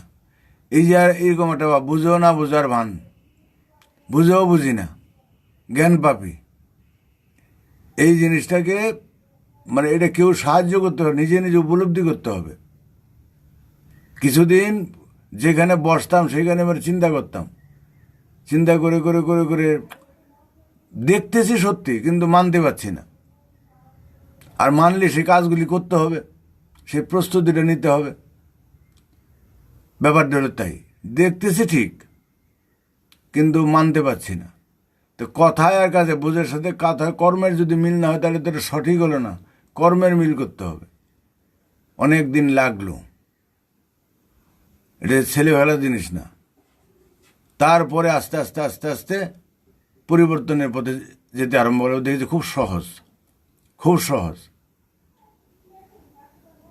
কারণ এক একটা স্টেজ এক একটা মাত্রাকে আগায় দেয়, জ্ঞান বুদ্ধির এই পরিধিটা বাড়িয়ে দেয়।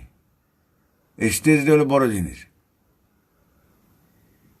কারণ ছল ছাতুরি, মিথ্যা প্রবঞ্চনা, এটা যারা করে অভ্যাস তাদের কাছে ইজি, পরিণাম যাই হোক ইজি, কিন্তু বাদ দেওয়া কঠিন। আবার একবার বাদ দিলে পরে তার পক্ষে ছল ছাতুরি করা, মিথ্যা ছল ছাতুরি করা, বলা মানে তার কাছে এটা বিরাট কঠিন।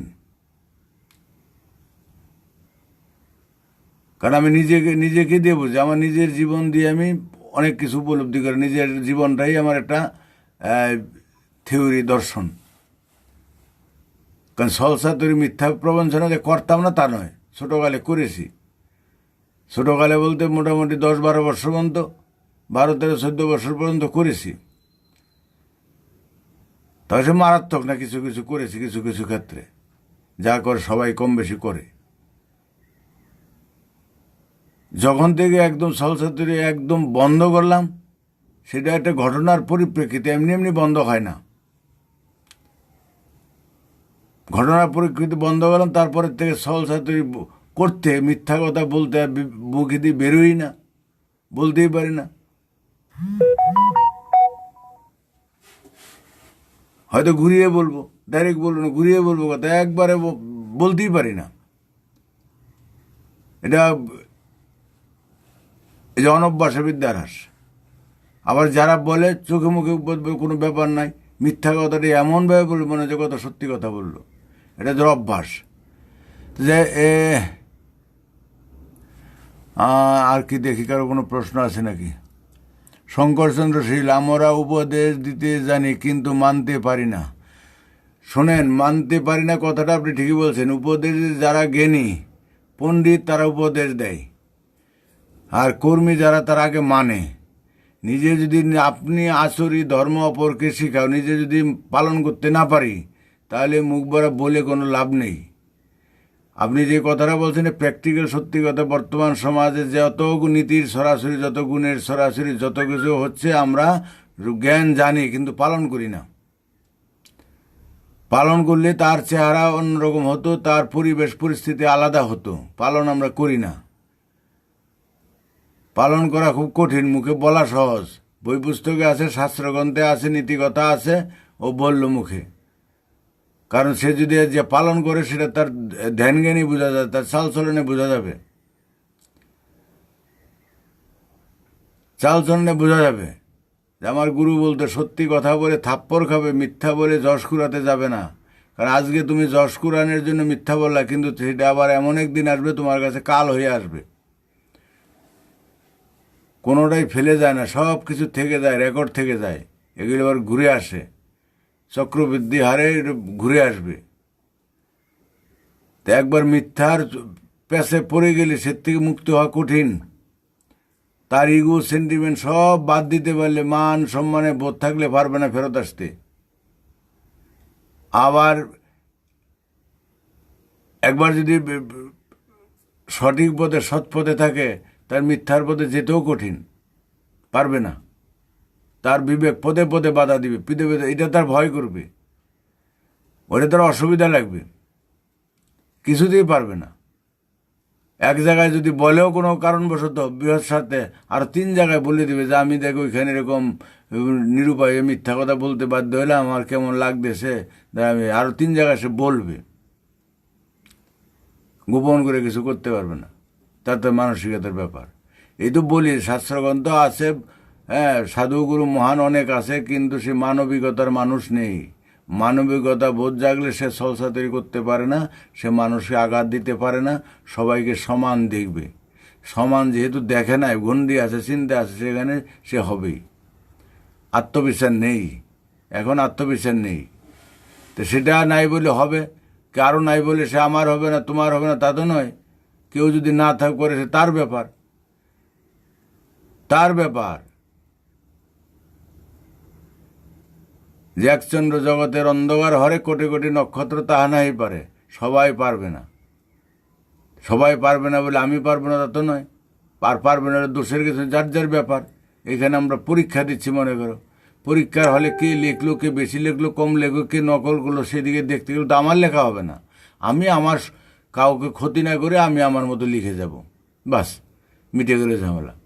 যে বৃক্ষরোপণ নাম কি? ফলে পরিচয়। ফল পরিচয় বহন করবে, আমি কতটুকু লিখতে পেরেছি, কতটুকু জানি, কতটুকু পেরেছি। অঙ্ক কখনো বিট্রে করবে না। অঙ্ক এমনের প্রকৃতির, অঙ্ক কখনো বিট্রে করে না, কোনো ফাঁকি দিবে না, ফাঁকি দিবে না। অঙ্ক আমাদের যদি সঠিকতার পথে চলি, তার রেজাল্ট আমরা পাবই। আর এর উপরে কোনো কিছু নেই, কৃত্রিমতা নেই, কৃত্রিমতা নেই কোনো, ওইখানে সঠিক। তে কাজেই উপদেশ যারা দেয়, তারা তাদের উপদেশ বিক্রি করে, যশবৃত্তির কারণে দেয়। আর উপদেশ তার কর্মের দ্বারায়, তারা যাই সব দিতে চাবে না। কর্মের দ্বারা, তার কর্মটাই যার জীবন, কর্মটাই তার সব কিছু। আর সে কখনো নিজেকে তুলে ধরবে না, নিজেকে তুলে ধরবে না। যারা যশলোভী, নেতৃত্বলোভী, তারা নিজেকে তুলে ধরে, সাজাবে, নিজেকে তুলে ধরার জন্য সাজাবে, নিজেকে লোকের মধ্যে লুক করার জন্য দেখাবে, দেখিয়ে দেওয়া মনোভাব। তারপর তার রিহার্সাল দিবে, কি করে আমি আর ভালো বলতে পারি, কি করে যে অনেক, যে ইউটিউবের মধ্যে অনেক মোটিভেশনাল স্পিচ আছে, কি করতে হবে, কিভাবে কথা বলতে হবে, কি না, অনেক ট্রেনিং আছে। তো সে নিয়ে যারা নাকি ওই ব্যবসা করবে, যারা লোকের জ্ঞান দিবে, তারা ওগুলি জানবে। যে গান বাজনা করে, শিল্প করে ব্যবসা করবে, তার জন্য সেটা ভালো করে শিখতে হবে। আর যা শখে করতেছে, এমনি জেনারেলি তার মধ্যে আছে, তার ওই ব্যবসার চিন্তা নাই, তার অত দরকার নেই। এটা হলো ব্যাপার। তো কাজেই এর মানসিকতা থাকে, তাই কি কাজটা করলো, কাজটা দেখে আমরা তো বলি যে বিশাল কাজ করে, কাজটা না, কাজটা কি মানসিকতায় করলো সেটা হইলে আসল। মানসিকতাটা কোন মানসিকতায় করলো, মনটা। তাই সবসময় মানুষের মনের গুরুত্ব দিতে হবে। উপরে চেহারার গুরুত্ব নয়, উপরে পোশাকের গুরুত্ব নয়, ভাষার গুরুত্ব নয়, বয়সের গুরুত্ব নয়, তার উপরে কি করলো সেটা বড় গুরুত্ব নয়। আমরা দেখি এটা খারাপ কাজ করছে, আমাদের দৃষ্টিতে খারাপ, এই দিয়ে আমরা মন্তব্য করি, কিন্তু খারাপ না। এটা সে কোন দৃষ্টিভঙ্গিতে করলো, কোন চিন্তা ভাবনায় করলো, কেন করলো, সেটাকে জানা, দেখবো যে না, ওইটার দরকার ছিল। আর আমাদের চিন্তা ভাবনা যেটাকে খারাপ ভাবছি, এটা তো খারাপ কি করে বুঝলাম, তার মানদণ্ড কি, মানদণ্ড কি, সেটাকে আগে বুঝতে হবে। তাই যে কোনো কাজের তার কারণ জানতে হবে, সেটাই হলো সাধনা। কোনোটাই ঠিক নয়, আবার সবই ঠিক।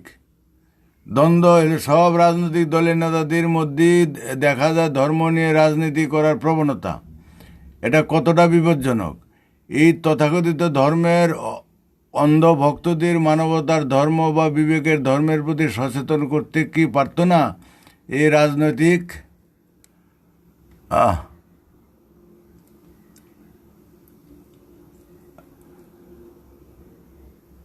রাজনৈতিক নেতা নেত্রীরা? সাধারণ মানুষ যদি মানবতাবাদী হয়, তাহলে নেতা নেত্রীদের ভয় কিসের? তারা কি ভয় পায়? সাধারণ মানুষ বিবেকবান হলে তারা শোষণ করতে পারবে না। এখন যেগুলি বলছেন কথাগুলি অ্যাকচুয়ালি ঠিকই। এই রাজনীতি আর ধর্মনীতি, এই প্রচলিত সমাজে চলছে ব্যবসা, কোনোটাই মানবিকতার ধর্ম নয়, কোনোটাই সত্যিকারের ধর্ম নয়, সত্যিকারের ধর্ম নয়। এখন এইভাবে চলে আসে, আস্তে আস্তে চলছে। সবাই যা কিছু করে বুঝেই করে, যে চুরি ছিনতাই ডাকাতি করে সব বুঝেই করে, যে একজনের সলসাতুরি করে বুঝেই করে, কিছু করার নেই। এখন এইভাবেই চলছে। কাকে ঠিক বলবো আর কাকে ব্যাঠিক বলবো, এখন ঠক বাঁচতে গাউজার, তখন আমরা নিজেরা আরও খারাপ হয়ে যাব। তাই মানুষের ভুল ত্রুটি ধরাটাও একটা খারাপ, কারণ সবাই তো আমরা সেই দোষে দোষী। এই সমাজের দোষ, এটা এই ব্যবস্থার দোষ। যে কালকে এক দাদা বলছিল শোষক শ্রেণী আর এই শোষিত শ্রেণী, তাহলে ওদের ভাষায় শোষক বর্তমানে যারা মজুদদার, বড় বড় বিল কারখানা করছে, তারা শোষক, হ্যাঁ, মালিক শ্রেণী। কিন্তু ওদের ভাষায়, আর যে আজকে শ্রমিক আছে সে তো কালকে মালিক হয়ে যাবে। হ্যাঁ, আর শ্রমিক যাদের জন্য আমরা দয়া কান্না করি, তারা তো শ্রমিক আসলে মানুষ না। সরকারি, বাস্তব প্রমাণে সরকারি প্রতিষ্ঠানগুলি সব ধ্বংস হয়ে যাচ্ছে। কাদের জন্য? এই শ্রমিকদের জন্য। মালিক কাজ করতে পারছে না শ্রমিকদের জন্য। মালিকের কোনো মূল্য নেই, শ্রমিক রইলে বড়, আবার শ্রমিকদের আন্ডারে নিয়ে নিচ্ছে, তাও পারছে না। দোষকার আমরা কাজ না করে বেশি খাওয়ার ফর্মুলা, আর খালি বন্ধ হরতাল করে করে করে করে আমাদের মানসিকতা অন্যরকম হয়ে গেছে, কোনোটাই কিছু হচ্ছে না।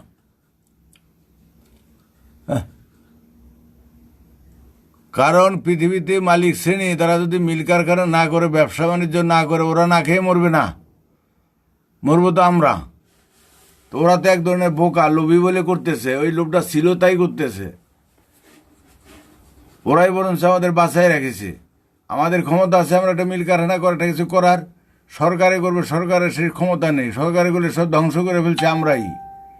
এ বোঝার ব্যাপার আছে এগুলি। তা আমরা বললাম না, সেই মহাকালের মহা জালে আমরা জড়িয়ে গেছি, কোনো দিকে আমাদের রক্ষা নেই। নির্দিষ্ট কাউকে দায়ী করবো, দোষী করবো, সে দোষী করতে পারছি না। সবাই এর মধ্যে যুক্ত আছি, সবাই যুক্ত আছি কম বেশি। তো যাক, এই অবস্থার অবসান হবে আস্তে আস্তে। এখন কারণ এবার বিদ্বেষের সাধনা করলে ওরা সবসময় মনটা বিদ্বেষ হয়ে যাবে। আমাদের বিদ্বেষ করে লাভ নেই, দেখা লাভ নাই।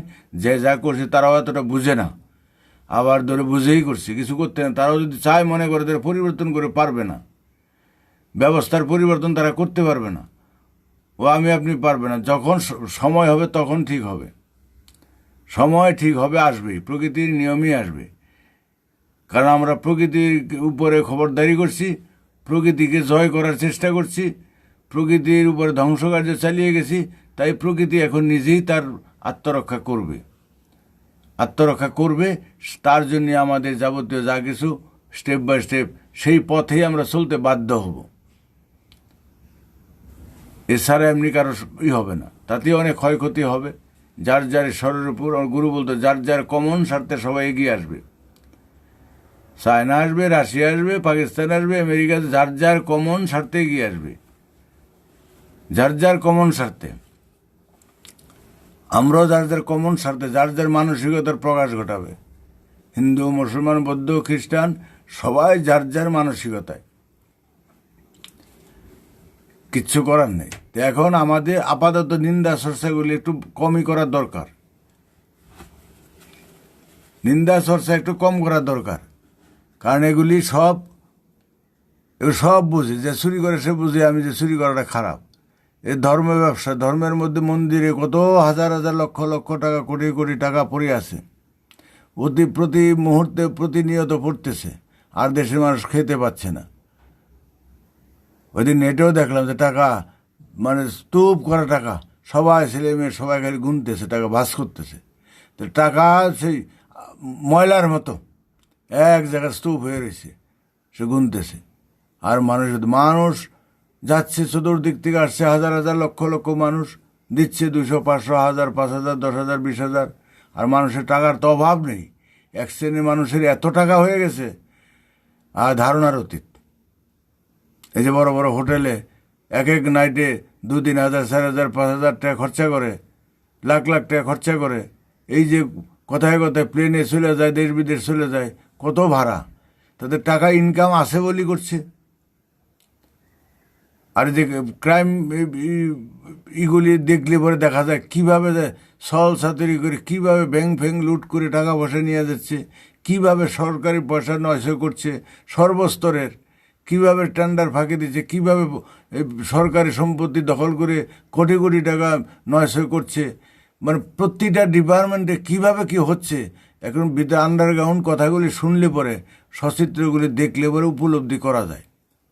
তখন মনে হয় যে এখনো যে বেঁচে আছে এটাই কঠিন না। এসব শিবরা বিভিন্ন যে অনলাইনে বিভিন্ন চ্যানেলের এই যে সত্য ঘটনাগুলি প্রকাশ করে, বিভিন্ন ক্রাইম রিপোর্টগুলি প্রকাশ করে, এগুলি একটু দেখবেন, আর কিছু সমাজের চিত্রটা জানা যাবে। দোষ দেওয়া করে সর্বস্তরের মানুষের, তাই কিচ্ছু করা নেই, সবাই অসহায় হয়ে গেছে। শয়তান বাটপারের কাছে অসহায় এখন, সরকার অসহায়, সরকারের কিছু করার ক্ষমতা নাই। কেন? তার নেশা আছে তো সরকারে থাকার, সরকারে থাকতে পারবে না, কিন্তু নেশা আছে সরকারে থাকার, যার জন্য কিছু পারছে না।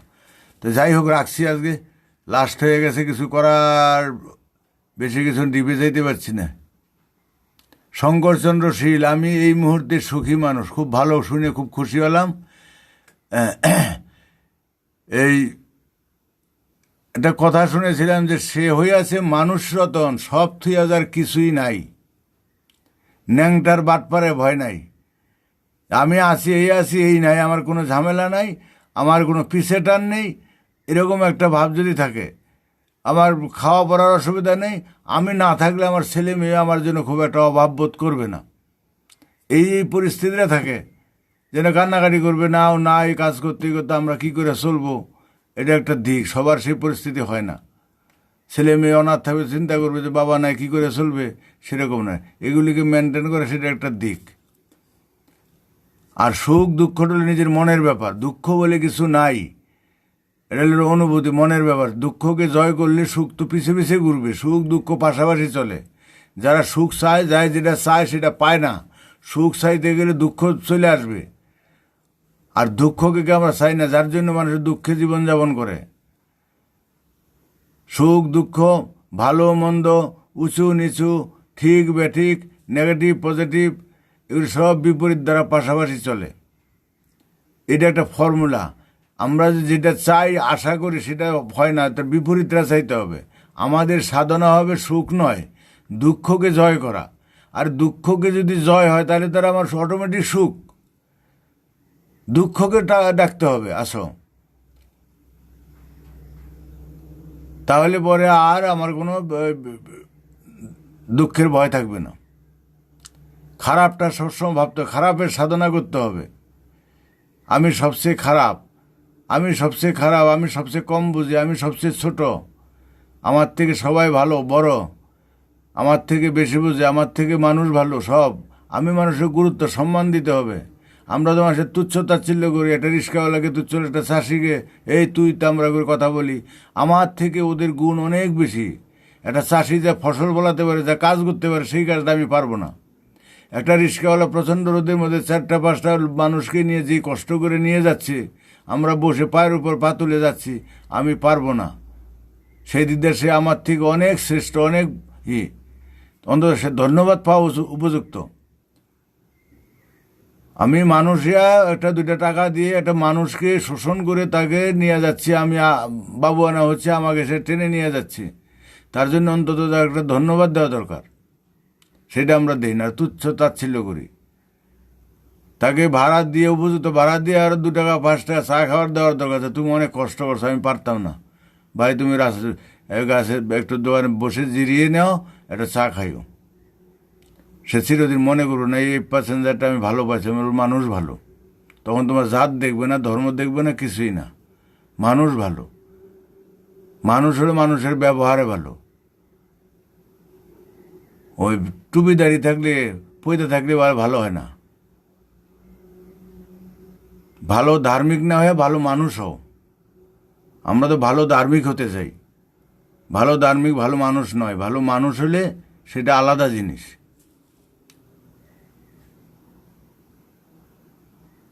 আচ্ছা,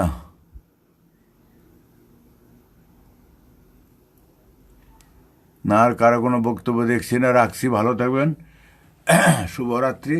রাত অনেক হয়ে গেল। আপনারা একটু প্রশ্ন রাখবেন, ছোটো ছোটো প্রশ্ন রাখবেন, তাহলে 2-4 কথা আলোচনা করা যায়, অসুবিধার কিছুই নেই। তাহলে আমার আপনাদের কাজ হলো না হলো জানি না, আমার কাজ হয়, আমার একটু চর্চাটা বাড়বে।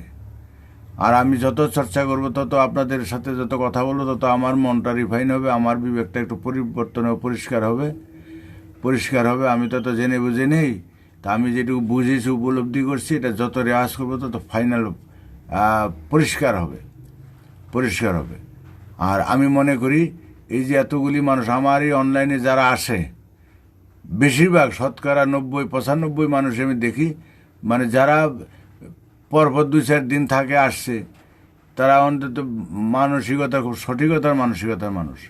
তাদের প্রোফাইল আমি দেখি, তারা খুব ভালো মনের মানুষ, বাস্তববাদী মানুষ। হ্যাঁ, বিভিন্ন জায়গার মানুষ আছে, সর্ব ধর্মের মানুষই আছে।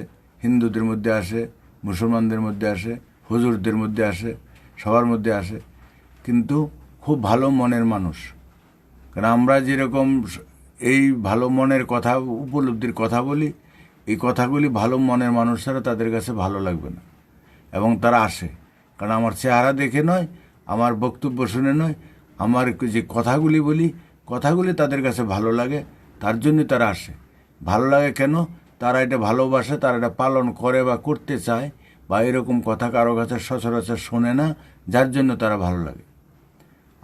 আমি আরও অনলাইনে বহুত আমি সবার কাছে, আমি মধুকর, সব ফুলে বসি, যেখানে বাজে আলোচনা হয় সেখানেও যাই। আমার কাছে কোনো জায়গায় অচ্ছুত নয়, অচ্ছুত না, সব জায়গায় আমি যাই, সবার কাছ থেকে আমার শিক্ষার আছে, আমার কোনো অ্যালার্জি নেই যে না ওদের কাছে যাবো না, বরঞ্চ আমি আপনাদের কাছে এখানে বসে মাঝে মাঝে আসি, প্রতিদিনই আমি অন্য জায়গায় দেখি। এই যে অনলাইন শেষ করে আবার দেখবো যে আরও অনেকে অনলাইন করে, তাদের মধ্যে অনেক সময় যুক্ত হই না, আমি শুনি, যুক্ত খুব কম হই না আমি, কারণ যুক্ত হয়ে ওদের আমি ডিস্টার্ব করেছি না। আমি যুক্ত হইলে ওদের প্ল্যাটফর্মে, কারণ ওদের দৃষ্টিভঙ্গি হলো অন্যরকম। ওদের দৃষ্টিভঙ্গি হলো তর্ক বিতর্ক করা, হ্যারেস করা, ওরা যে ভুল করছে এটাকে প্রমাণিত করা, ভুল করা,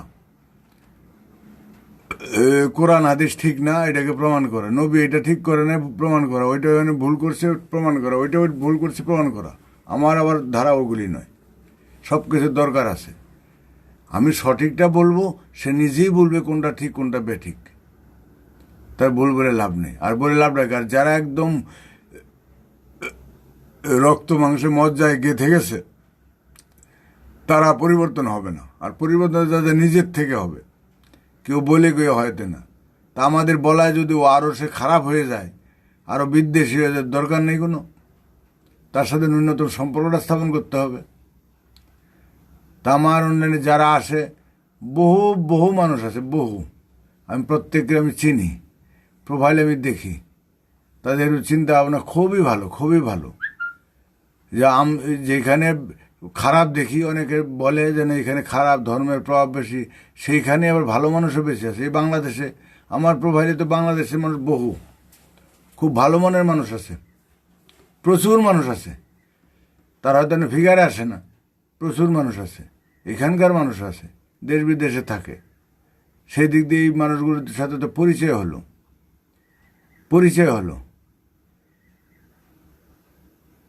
আস্তে আস্তে পরিবর্তন হবে। একজন হচ্ছে আমি প্রকৃতির মানুষ, খুব ভালো উপলব্ধি, তার নামই বোঝা যায়, তার ধ্যান ধারণা টাইটেল বোঝা যায় যে সে কোন জিনিস পছন্দ করে, যার যেটা পছন্দ করে সেটা বিশেষ সাধারণভাবে সেই জিনিস এসে তার অনেক কিছু গতিবিধিতে বোঝা যায় যে আমি প্রকৃতির মানুষ। সে বুঝতে পারছে, প্রকৃতিটাকে বুঝতে পারছে, এবং প্রকৃতির যে মানুষ সেই উপলব্ধিটা বোধ আছে। সে সাধারণত বাস্তববাদী মানসিকতার, সাধারণত এইসব ধর্ম মানসিকতা সে খুব একটা বিশ্বাস করে না, যার জন্য এই কথাটা লিখতে পারছে। হ্যাঁ, এই অনেকে লেখে মানবতাবাদী, সে টাইপ একই। কমলেশ চন্দ্র রায় ইজ ওয়াচিং। আচ্ছা, রাখছি আজকে, ভালো থাকবেন। আমার তো অনেকক্ষণ হয়ে গেল। আপনারা আমাদের যে বক্তব্যগুলি থাকে এগুলি একটু দেখবেন, একটু দেখবেন, 2-4টা বক্তব্য দেখলেই পরে আপনারা মোটামুটি উপলব্ধি করতে পারবেন। আমাদের যদি হেডিং থাকে না, মূলত মানবতার কথা, প্রকৃতির কথা, সমাজ পরিবর্তনের কথা, বর্তমান রাজনীতি এবং ধর্মের অবস্থান কোন জায়গায় আছে, কেন পৃথিবীতে এত হত্যা হানাহানি রাহাজানি হচ্ছে, কেন যুদ্ধবিগ্রহ হচ্ছে, কেন পরিবর্তন হচ্ছে না, পরিবর্তনের ফর্মুলা কী, কীভাবে আমরা সেখানে যেতে পারি, কীভাবে পরিবর্তনের রূপটা কী হবে, ইত্যাদি বিভিন্ন বিষয় নিয়ে আলোচনা বিভিন্ন দিন হয়। গড়ে ভরে টুজেট হয়ে যায়, একদিনই সব কিছু পাবেন না। আপনার যাবতীয় প্রশ্নের সমাধান আপনারা পেয়ে যাবেন যদি আমার 2-4টা বক্তব্য যদি হেডিং নিয়ে পড়েন, দেখেন।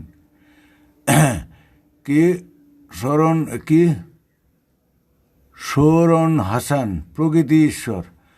হ্যাঁ, এটা একটু যায় যেই রূপে দেখে, ঈশ্বরকে যেই রূপে দেখে ওইটাই ঈশ্বর। অনেকে আবার ঈশ্বর মানে না। যেমন আমি দেখি প্রকৃতি মানে দেখি আমি শূন্য, মহাশূন্য, আসমানকে আমি ঈশ্বর ভাবি বাস্তবতায়। আর তার মধ্যে যে প্রকৃতি বলতে পঞ্চভূত, মাটি জল আলো বাতাস, ফাঁকা হলো পঞ্চভূত, মাটি জল আলো বাতাস। এটা হলো আবার এই ফাঁকার থেকে আসছে। ফাঁকাটা এলো, ফাঁকার মধ্যেই সব কিছু আঁকা। ফাঁকা হলো নিরাকার, অনন্ত, অসীম, গুণাতীত, রূপের অতীত, বর্ণনার অতীত, সংখ্যার অতীত, শূন্য। এটা হচ্ছে এই অনাদি অনন্ত। এবং এই ব্যাখ্যাগুলি প্রচলিত বিভিন্ন শাস্ত্রের গ্রন্থে আল্লাহ খোদা গড ভগবানের যে ব্যাখ্যা দেয়, এই ব্যাখ্যার সাথে মিলে যায়। তাই আমি শূন্যকেই আল্লাহ খোদা গড ভগবান ধরি। এবং স্রষ্টা যদি মানতে হয় একটাকে মানতে হবে, তাহলে এই শূন্যকে আমি মানি। এমনি এমনি বিশ্ব ব্রহ্মাণ্ডে কিছু ঘটে না, যারা বলে এমনি এমনি হয়ে গেছে এই তত্ত্বে আমি বিশ্বাসী না। বাস্তবতা এমনি এমনি কিছু হয় নাই। কর্তা ছাড়া কর্ম হয় না, স্রষ্টা ছাড়া সৃষ্টি হয় না। এবং সেই স্রষ্টাটার রূপ কি এক একজন এক একভাবে কল্পনা করছে, ভাবছে। বাস্তব ভিত্তিক কী, তার ক্ষমতা কতটুকু, কী করতে পারে কী করতে পারে না, সেটা নিলে দ্বন্দ্ব। বস্তুবাদের সাথে আধ্যাত্মিকতাবাদের দ্বন্দ্ব হইল ওইখানে। ওইটার সমাধানটা কি? যদি সত্যিকারের স্রষ্টাকে কেউ বুঝতে পারে, উপলব্ধি করতে পারে, তাইলে দ্বন্দ্ব মিটে যায়। একমাত্র মানবতা বোধে উন্নীত হবে তখনই যখন সমস্ত জীবজগতের প্রতি তার একাত্মা আসবে। আর একাত্মা যখনই আসবে তখন দেখবে স্রষ্টার সাথেও তার একাত্মার মিল। কারণ স্রষ্টার রূপ আর শূন্যের রূপ আর আমার মন প্রাণ চেতনা চৈতন্যের রূপ এক রূপ, একই রূপ। আমি সোনা দিয়ে খাঁটি সোনা দিয়ে 24 ক্যারেট সোনা দিয়ে যা তৈরি করব সেটা সোনারই বিষয়বস্তু। আর 100 গ্রাম দিয়ে করেন একই বিষয়বস্তু, 1 কেজি 10 কেজি দিয়ে করেন একই। স্বর্ণ মন্দির আছে একই বিষয়, সোনা তো একই বিষয়বস্তু। তদ্রূপে শূন্যের রূপ যা যা আছে সে সবই এক, অনন্ত অসীম সীমাহীন এক রূপ। তো কাজে সেটা হচ্ছে আমাদের খালি বিভিন্নভাবে বুঝে নেওয়া। যে হাতি কীরকম, কেউ দেখছে কুলার মতো, কেউ দেখছে থামের মতো। এক একজন একটা বস্তুর চতুর্দিকের রূপটাই এলো তার রূপ, একদিকের রূপটা তার নয়। এই যে আমরা মানুষ, আমাদের আকৃতি, সামনে দিয়ে আকৃতি খালি মানুষের না, পিঠটাও আমাদের আকৃতির মধ্যে পড়ে। সামনে আমাদের এই রূপ, পিছনে থাকবে এই রূপ। এই দুইটা রূপের বর্ণনা ঠিক না হলে আর মানুষ হলাম না আকৃতির বিচারে। তাহলে প্রত্যেকটা জিনিসের উপর নিচ তল সমস্ত চতুর্দিকের গুণাগুণ বিচার করি তার রূপটা। তাহলে এক একজন এক একভাবে দেখছে, যে যেভাবেই দেখুক দেখার ক্রিয়াটা একই হবে, ক্রিয়াটা একই হবে, যেভাবেই দেখুক মূল বিষয়টা একই হবে। তো যাই হোক, এটা নিয়ে কোনো দ্বন্দ্ব হয় না, এটা হলো দৃষ্টিভঙ্গির ব্যাপার। তো প্রচলিত সমাজে যারা ভগবান বলে, আমার বিশ্বাস তাদের কার্যকলাপে বলছি, তারা ভগবানকে বুঝেনি, মানেনি, বিশ্বাস করে না। আর যারা আল্লাহর কথাও বলে তারাও আল্লাহর আসমানের কথা বলে, তারা সত্যিকারের আল্লাহ আসমানের সন্ধান তারা পায়নি, যার জন্য মানে না বলি তাদের মধ্যে দ্বন্দ্ব গণ্ডগোল আছে, বৈষম্য আছে। প্রত্যেকটা ধর্মমতের একটা বৈষম্যের আঁকড়া, গণ্ডি চিন্তা। স্রষ্টার মধ্যে আল্লাহর মধ্যে গণ্ডি থাকে না, আসমানের মধ্যে গণ্ডি নেই। এই যে আলো জল মাটি বাতাস ফাঁকা, এই যে চলছে, এই যে বিশেষ করে যে আমাদের এই সূর্য, পৃথিবী, এই বাতাস, জল, এরা কিন্তু যে প্রকৃতির শক্তি, পঞ্চভূতের চারভূত, এরা কিন্তু কখনো বাছাবাছি করে না। প্রকৃতির শক্তি, এরা কোনো আমাদের ধর্মের ইচ্ছায় চলে না, কোনো সরকারের ইচ্ছায় চলে না, কোনো ব্যক্তির ইচ্ছায় চলে না। এখন যদি কেউ মনে করে যে এটা আল্লাহ বা ভগবান চালাচ্ছে, ঠিক আছে, তাহলে সূর্যের যে ক্রিয়াকাণ্ড, এটা হলো সূর্যটা হলো তার কর্মদ্বারা যে আল্লাহর মনের ভাব প্রকাশ করছে সূর্য। আমার হাত পা যেমন আমার মনের ভাব প্রকাশ করছে, আমি কাউকে লাথি মারলাম, কাউকে আদর করলাম, কাউকে বলে যা কিছু করলাম, আমার মনের ভাব আমার অঙ্গ প্রত্যঙ্গ প্রকাশ করছে। তাহলে আল্লাহর মনের ভাব প্রকাশ করছে এই পঞ্চভূত প্রকাশ করছে। যদি তাই হয় তাহলে তাদের মধ্যে কোনো বৈষম্য নেই, ছোট বড়, উঁচু নিচু, জাতি ধর্ম বর্ণ ভাষা, কোনো কিছু স্থানকালের বৈষম্য নেই। তাহলে আমাদের মধ্যে আল্লাহর নীতি যদি ওইটাই হয়, তাহলে আল্লাহর নীতি তো দুই রকম হতে পারে না, এখানে বিধর্মী ফিধর্মী হতে পারে না। সব সৃষ্টি আল্লাহর একই হবে, একই হবে। সব মানুষ একই, আহার নিদ্রা মতন সবার এক। আমাদের হাসি কান্না ব্যথা বেদনার প্রকাশ সবার এক। এখানে হিন্দু মুসলমান না, বৌদ্ধ খ্রিস্টান, সবার এক। এটা হলো প্রকৃতির নিয়ম। আর এই ভিন্নতা, এটা হলো আমাদের মন গড়া ভাব। সে যেই লেখো, শাস্ত্রগ্রন্থ মানুষ লেগেছে, আল্লাহ ভগবান প্রকৃতি কোনোদিন, প্রকৃতির গ্রন্থটাই হচ্ছে এই বিশ্বব্রহ্মাণ্ডের সমস্ত কিছুর মাধ্যমে, কর্মের মাধ্যমে, তার নিয়মের মাধ্যমে প্রকৃতির রূপটা চলছে। এই যে আমরা বলি সমতা, প্রসারতা, ব্যাপকতার নীতি প্রকৃতির নীতি, উত্থান পতনের নীতি প্রকৃতির নীতি, ব্যতিক্রম ধারার নীতি প্রকৃতির নীতি, যে রূপান্তরের ধারার নীতি, এটা হলো প্রকৃতির নীতি। এটা আবহমান কাল থেকে আগে ছিল, আসছে, থাকবে। এই নীতির পরিবর্তন নেই। এই উত্থান-পতন নীতি পরিবর্তন নেই, কোনোটাই পরিবর্তন নেই। এই যে মাধ্যাকর্ষণের শক্তি, এটা প্রকৃতির নীতি, রূপান্তরের ধারা, এটা প্রকৃতির, এই কোনোদিন পরিবর্তন নাই। এই বিজ্ঞান, যুক্তি, গণিত, বাস্তব প্রমাণ, এটা প্রকৃতির নীতি। প্রকৃতির নীতিতে, নিয়মে, সৃষ্টিতে কোনো কিছুতে একটা বালিগণার মধ্যে ভুল কিছু নেই, অঙ্ক ছাড়া নেই, এমনি এমনি কিছু হয় নাই। ওই যে অনেকে বলে ও ভগবান বা আল্লাহ ইচ্ছা করলে মুহূর্তে এই করতে পারে, মুহূর্তে এই করতে পারে, এটা হলো কথার কথা। তার বিশালতা বোঝাতে, এটা আল্লাহর ইচ্ছা এরকম হবে না। আল্লাহর ইচ্ছা এমন হবে না। আল্লাহর যে বলতেছে না, চাবি দিয়া দিল সেরা জনম ভরা চলিতেছে, এটা অ্যানালাইসিস করতে হবে, কর্ম দ্বারা দেখতে হবে, বিচার করতে হবে। তাহলে আল্লাহ কি করতে পারে, কি করতে পারে না, কি করে না করে, সেটা আমরা বুঝতে পারবো। আমরা কর্ম দ্বারা দেখি না, বুঝি না, ইচ্ছা করলে সব হবে না। আর আমরা হাজার মোনাজাত করলো, আল্লাহ কথা বধির কথা শুনবে না, কিচ্ছু নেই, কিচ্ছু দেওয়ার নাই। কি যা দেওয়ার এইভাবে দিচ্ছে, এখন থেকে 100 বছর পরে কবে জোয়ার ভাটা, অমাবস্যা, পূর্ণিমা হবে, অঙ্গ করে বলে দেওয়া যায়। তারপর নির্ধারিত, প্রকৃতির নিয়ম নির্ধারিত, চেন সিস্টেম, এই করলে এই হবে, এই করলে এই হবে। তো কর্মই ধর্ম, আমরা যেমন করব তার ফলটা, আমরা রিয়াকশন, উল্টা ফলটা পাবো। তো এতদিন আমাদের কর্মের ফল বর্তমান ব্যবস্থা, এতে দেখা যায় প্রকৃতির উপর বিপন্ন হচ্ছে। তা আবার আমাদের কর্মের ফলে আবার তার বিপরীত ক্রিয়া হবে, রিয়াকশন হবে, আবার স্বাভাবিক অবস্থায় ফিরে আসবে। তা আমাদের এগুলি বিশ্লেষণ করতে, বুঝতে হবে। প্রকৃতির ঈশ্বর, প্রকৃতির স্বামী, প্রকৃতির মানুষ, হামেন ইজ রাইট। আমি প্রকৃতির মানুষ, আমি কিছুদিন যাবৎ আপনার লাইভ দেখি, ভালো লাগছে। ভালো, আপনি ভালো মানুষ বলে আপনার ভালো লাগছে, যে শয়তান তার ভালো লাগবে না।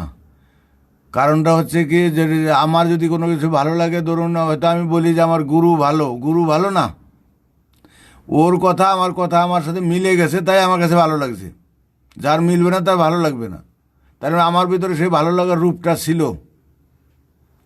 আপনার ভিতরে সেই রূপটা আছে, আমার কথার সাথে ওটা মিলেছে, মনের সাথে মন মিলে যায়। যে গান আছে, পাগল মন, মন রে মন কেন এত কথা বলে। প্রত্যেকটা মানুষই ভালো মন্দ রূপ আপনার সৃষ্টির নিয়ম, সৃষ্টির থেকেই আমি ভালো হয়ে আসছি, আপনি ভালোই আসছেন। তা আমি তো ব্যক্তিগত, আমি কত জায়গায় গেছি, আমার মনের সাথে যখন দ্বন্দ্ব মিটে না, তখন আমার সেটা ভালো না। আমার মন মতো না হলে, আমার এক জায়গায় চুলকানি হয়েছে, পিঠনে আমি হাতে নাগাল পাচ্ছি না, কোনো বাচ্চা কাচ্চাকে বললাম একটু চুলকে দিত, ও যতক্ষণ জায়গা মতো না পড়বে ততক্ষণ আমার ভালো লাগবে না। তা আমার ভিতরে যে রূপটা আছে, যেই স্বরূপটা আছে, আমার মেন্টালিটি যে আছে, এর খাপে যদি না পড়ে কারো কথা আমার ভালো লাগবে না। যার সাথে যার পড়ে যায় সেই তার বন্ধু, খুব ভালো লাগছে, এটা হলো বাস্তব কথা। তা আমার কথাগুলি ভালো, যে আমার কথা তো আমার না, আমি যেটা উপলব্ধি করছি, বুঝেছি, আমি কথা আরেক জায়গায় বুঝেছি। আমার গুরুর কথা, ও গুরুর কথা, আমার কথা একই কথা, কারণ তার কথার সাথে আমার মিলে গেছে, তাই তাকে আমি গুরুত্ব দিচ্ছি। আমার কথার সাথে আপনার মিলে গেছে, তাই ভাবছেন যে উনি কিছুই না, আপনার ভিতরে রূপটা ছিল। এটা হলে আয়না, আমি হয়তো আয়না, আমি বলছি, আপনার সাথে দেখতেছেন রূপটা একই, কিছুই না, সবার ভিতরে সেই রূপ আছে। তো এই যে ফিল্টার হচ্ছে, এই যে আয়না দেওয়া হচ্ছে, এই যে প্রকৃতির বার্তা বলা হচ্ছে, মানুষ আস্তে আস্তে পৃথিবীতে একটা ফিল্টার হবে, আপনার থেকে আর দুইজন, আপনার থেকে আর দুইজন, এখানে একদম খাঁটি জিনিসটা পাবেন। কারণ এখানে কোনো কৃত্রিমতা নেই, কারণ কৃত্রিমতায় কোনো ভরং নেই, বলার কোনো আমাদের সেই গুণ নেই, কোনো কিছুই নেই যে আমরা বলে টলে বা টুপিটা বাদ দিয়ে ইনিয়ে বিনিয়ে মানুষকে মজিয়ে রাখবো, ভালো মন্দ। একদম খাঁটি জিনিসটা, যারা ওই আড়ম্বর পছন্দ করবে তাদের ভালো লাগবে না। কারণ আমি যেরকম আমার গুরুর কাছে গিয়ে আমার গুরু পছন্দ হয়নি, ভাবছি অন্যরকম থাকবে, খিচা টিচা থাকবে, সেইভাবে দুধি পড়বে, নানান রকম পৈতেমালা থাকবে, বা গিয়ে দেখি যেন সাধারণ একটা মানুষ, কেউ কোনো গুরুত্ব দিচ্ছে না, সবাই হই হাঙ্গাম করছে। অন্যান্য গুরুর মতো টিভি সিনেমা যেরকম দেখি, অন্যান্য মডেল দেখি, সেরকম দেখিনি। আমার নিজের পছন্দ হয়নি। পছন্দ হলো কখন, যখন তার ভিতর, তার বই পুস্তক, তার বক্তব্য যখন শুনি, কথাগুলি দেখি, তখন ভিতরে খালি দ্বন্দ্ব, বিশাল দ্বন্দ্ব। একদিকে তার কথা বিপরীত কথা পাই, এই যন্ত্রণা, তো দ্বন্দ্ব। তারপর দ্বন্দ্বের সমাধানগুলি যখন করতে পারছি, আস্তে আস্তে তারপরে তাকে চিনি। উপরে দেখি যে আমরা ভালো মন্দ বলি, একজনে ভালো বলা এটাও ঠিক নয়, একটা মন্দ বলি সেটাও ঠিক নয়। ভালো মন্দ বলা ঠিক না, আগে নিজে বুঝতে হবে, নিজের সাথে যেটা ভালো হবে বুঝবে সেটাই হলো সঠিক। কারণ নিজের যে বিবেক আছে, বিবেকটা হলো স্বচ্ছ, বিবেকেই ভালো বন্ধু। আমি যা আশা করি প্রত্যেকটা মানুষ তাই আশা করি। আপনাকে এখন গলা টিপে ধরলে মারতে চাইলে আপনার যেমন লাগবে, আমাকে ধরলে তাই লাগবে। আপনাকে যদি কেউ আঘাত দেয়, লজ্জা দেয়, অপমান করে যেমন লাগবে, আপনি যাকে অপমান করবেন, লজ্জা দেন, তার তেমনই লাগবে। কারণ আপনি যা আশা করেন না তাই কেউ আশা করে না আপনার কাছে।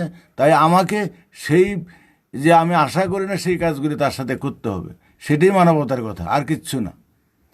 এটার জন্য আলাদা কোনো ফিরিস্তি লাগবে না, বই পুস্তক পড়তে হবে না। কারণ প্রচলিত ধর্মের কলে পড়লেই এটা বাঁচতে হবে, ওইটা নিয়ম করতে হবে। খাওয়া পরা পোশাক আশাক ধর্মের অঙ্গ নয়, এগুলি দিয়ে ভাগ করে রাখছে। এগুলি ধর্মের কত পোশাক আশাক দিয়ে ভাগ করে রেখেছে, আলাদা ক্যাটাগরির দেখিয়েছে, অন্য মানুষ থেকে আলাদা করেছে, সবার থেকে মিশতে দিচ্ছে না। পোশাক আশাক খাওয়া দিয়ে কোনোদিন ধর্মের পরিচয় হয়, মানবতার পরিচয় হয় না। তাই বলি যে কোরআনে হাফেজ সে যেইভাবেই থাকুক, ন্যাংটা থাকলেও হাফেজ। আপনি ধরো একটা ইঞ্জিনিয়ার কাজ জানেন, একটা সাইকেল চালাতে জানেন, শিখছেন, একটা ড্রাইভারে শিখছেন, ও ন্যাংটাও চালাতে পারবেন, প্যান্ট পরে চালাতে, শাড়ি পরে চালাতে পারবেন। বিদ্যা কোনোদিন, শিক্ষা কোনোদিনই নষ্ট হয় না। আর তার সাথে শিক্ষার সাথে পোশাক আশাক কোনো ব্যাপার না। হ্যাঁ, পোশাক আশাক আমার পরিবেশগত কারণে আমার কোনখানে কোন পোশাকের দরকার, কোনটা হলে আমার কাজ করতে সুবিধা হবে, কর্মধারায় অনুপাতে আমার পোশাক আশাক নির্বাচন হবে, শীত গ্রীষ্ম বর্ষার জন্য বা বিভিন্ন পরিবেশ পরিস্থিতির দরকার। তাছাড়া ধর্মের কোনো পোশাক নাই, পোশাকে কোনো দিন ধার্মিক হয় না। আর খাওয়া দিয়ে কোনো দিন ধার্মিক বোঝা যায় না। খাওয়া হলে আমার শরীর যেটা হজম করতে হবে, শরীরের জন্য যেটা পুষ্টি, সেটাই আমার খাদ্য। ও হারাম হালাল বলে কিছু নাই, প্রকৃতির নিয়মে নাই। এই উল্টাপাল্টা নিয়ম করেই তো সমাজের মধ্যে সমস্যা তৈরি করছে। তো যাই হোক, আজকে রাখছি, আপনারা একটু আগে আসবেন। আমি মোটামুটি 9টা 10-15 বা 9:30টার মধ্যে চলে আসি, আসবেন। এবং আগের থেকে প্রশ্ন টুকটাক রেডি করে রাখবেন, প্রশ্ন করে আসবেন। আপনারা প্রশ্ন করলে আমার আলোচনা করতে সুবিধা হয়। কি, বিরুদ্ধ যদি বলতে হয় তো আপনারা বললেন, তাই বললাম। আমি নিজের থেকে ওইসব যাই না। কারণ কিছুদিন আগে আমার দলের ভাইদের সম্বন্ধে 2 কথা বলেছিলাম, অসহ্য হয়ে বলেছিলাম। তাও সেটা মনে খারাপ লাগে, যে বলাটা কেমন লাগে। কারণ লোম বাঁচলে কম্বল শেষ, এখনকার যা পরিস্থিতি। কিন্তু সত্যি না বললে সেটাও আবার ঠিক নয়। বলবো না করে যে বলবো না তা তো নয়, বলতেই হবে, অল্প করে হলেও বলতে হবে। আর আমি এমনভাবে কথা বলতে চাই যাতে আমার কথা বললে আপনি বুঝতে পারবেন, নিজে বিচার করতে পারবেন আমরা বা আমি কোন মাত্রায় আছি, নিজেকে দেখতে পারবেন। আমি একটা আয়না দিয়ে দিচ্ছি, একটা দর্পণ দিয়ে দিচ্ছি যার যার হাতে, যে না এটা হচ্ছে মানবতার ফর্মুলা, এটা হচ্ছে মনুষ্যত্বের ফর্মুলা, এটা হচ্ছে গণ্ডি মুক্তের ফর্মুলা, এইটা হলো স্রষ্টার ফর্মুলা, এটাই হচ্ছে প্রকৃতির ফর্মুলা, এটা হলো আল্লাহ খোদা গড ভগবানের ফর্মুলা। এর বাইরে যারা আছে তারা এর ব্যতিক্রম আছে। আর যত অশান্তি সমস্যা এর জন্য হচ্ছে। এখন কারা বাইরে আছে, কারা কতটুকু পালন করছে না করছে, তারা নিজেরাই বুঝবে,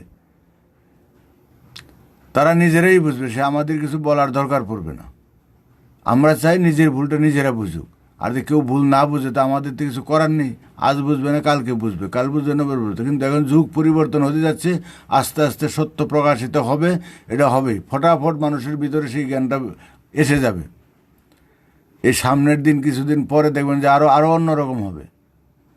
এই যে করোনা ভাইরাসের আসলো, এটা একটা দিক, প্রকৃতির ব্যাপার। সারা পৃথিবীর ইতিহাসে এরকম একটা বিপর্যয় আসেনি। এত বিজ্ঞানের উন্নতি, এত অস্ত্র ফস্ত্র, এত সব কিছু, এত বুদ্ধিমান, সবার সব বুদ্ধি কিন্তু এখন হারিকেটে ছাপা পড়ে গেছে। কোনো অস্ত্রে কাজ লাগবে না, কোনো কিছুতেই হচ্ছে না। একটা অদৃশ্য শক্তির সাথে লড়াই করে পারছে না। ত্রাহি ত্রাহি রব। এটা মানবতা শিক্ষা দিবে, ভ্রাতৃত্ববোধের শিক্ষা দিবে, দেশাত্মবোধের শিক্ষা দিবে, এই ধর্মের অসারতা শিক্ষা দিবে। বিভিন্ন রকম কোনো কিছুতে আর হচ্ছে না, দিশেহারা হবে। এই যে লকডাউনের কতদিন রাখতে হবে তার কোনো ইয়ত্তা নেই। কিভাবে দেশ চলবে, কিচ্ছু থাকবে না। মানুষ করোনায় কয়জন মরবে, খেতে না পেয়ে বা এমনি নিজের মারামারি করে, যুদ্ধ বিগ্রহের মাধ্যমে, গৃহবিবাদের মাধ্যমে বহু লোক মারা যাবে। সেই দিন আসতেছে। পরিবেশ পরিস্থিতি সেদিকে নিয়ে ঠেলে নিয়ে চলে যাবে। কিচ্ছু করার নেই, আমরা চাই না কেউ, কিন্তু পরিস্থিতি আমাদের নিয়ে যাবে ওই দিকে। পরিস্থিতি সব কিছু করে, আমরা পরিস্থিতির শিকার। আমরা পায়খানা করি না, করতে বাধ্য হই, খাই না, খেতে বাধ্য হই, ক্ষুধা বাধ্য করে, প্রস্রাব পায়খানার ব্যাগ আমাদের বাধ্য করে প্রস্রাব পায়খানা করতে। আমরা ঝগড়াঝাটি করি, পরিবেশ পরিস্থিতির স্বার্থ স্বরূপ আমাদের বাধ্য করে মারামারি করতে, একজনকে খুন করতে, সব বাধ্য হয়ে করি। এই বাধ্যটাই আমার ইচ্ছা থাকে না। পরিবেশ পরিস্থিতি, আমরা হাসি না, হাসতে বাধ্য হই পরিস্থিতি দেখি, পরিবেশ দেখি, বা কারো কোনো কথায়, কারো কোনো কাজে। আমরা রাগ করি না, রাগ করতে বাধ্য হই। তা আমরা যে যা করি বলি বাস্তবতা, আমি করি, আমি খাই, আমি বলি, আমি কিচ্ছু করি না, আমি করতে বাধ্য হই, পরিবেশ পরিস্থিতি আমাকে বাধ্য করে। এই জিনিসটা মনে রাখবেন। যারা বাস্তববাদী, কট্টর বাস্তববাদী, তারা আবার এই কথাটা মানতে বাধ্য পারবে না সহজে। তাহলে আমি করি, আমি খাই, আমি না খেলে আমার খাওয়াইকে দেখি, হ্যাঁ আমি এখন মরে যাবো দেখি, আমার আল্লাহ বাসায় রাখে কী করে? ও গোদরা কথা। আর তুমি তো এখন মরবা না, তুমি এখন মরবা না। আমাদের হাগায় বলে বাঘের ভয় থাকে না। প্রস্রাবের ব্যাগ হলে, পায়খানার ব্যাগ হলে কোনো কিছুতে আটকায় রাখা যাবে না। খিদার পেট আর বসে না পড়ব না, খিদা পেয়ে গেলে পরে আর কিছু না, পিপাসা পাইলে পরে আর কোনো কিছু না, আগে পানি দিই, আগে খেয়ে নিই, পান করে নিই। তাহলে আমরা কিন্তু কিছুই করি না, করতে বাধ্য হই। এই জিনিসটা মনে রাখবেন, এটা হলো আধ্যাত্মিকতার কথা, যদিও বাস্তবতা, এটা বাস্তব। আমরা করতে বাধ্য হই। আর এই বাধ্য হয়ে যে চলি, এই জিনিসটা বুঝতে পারলে আমার আমিত্ব অনেকটা কমে যায়। এই যে আমি করি, আমি খাই, আমি পড়ি, আমি সব, এটা হলো এক ধরনের মূর্খের কথা। আর আমি কিছুই না, আমি উপলক্ষ মাত্র। যে গাছ লাগাও, ফলের আশা করো না, ফলের মালিক আমি নই, ফল দিবে প্রকৃতি। কয়টা হবে, কত দূর হবে, লাস্টে টিকবে কটা আমি জানি না, কিন্তু পরিচর্যা করার দায়িত্ব আমার, এটা আমি করতে পারি। তা আমার কর্ম আমি করতে পারি। যখন যে পরিবেশ পরিস্থিতি আসবে, তখন দেখে দেখে আমার মানসিকতা, আমার যে দয়ালু মন থাকে একরকম হবে।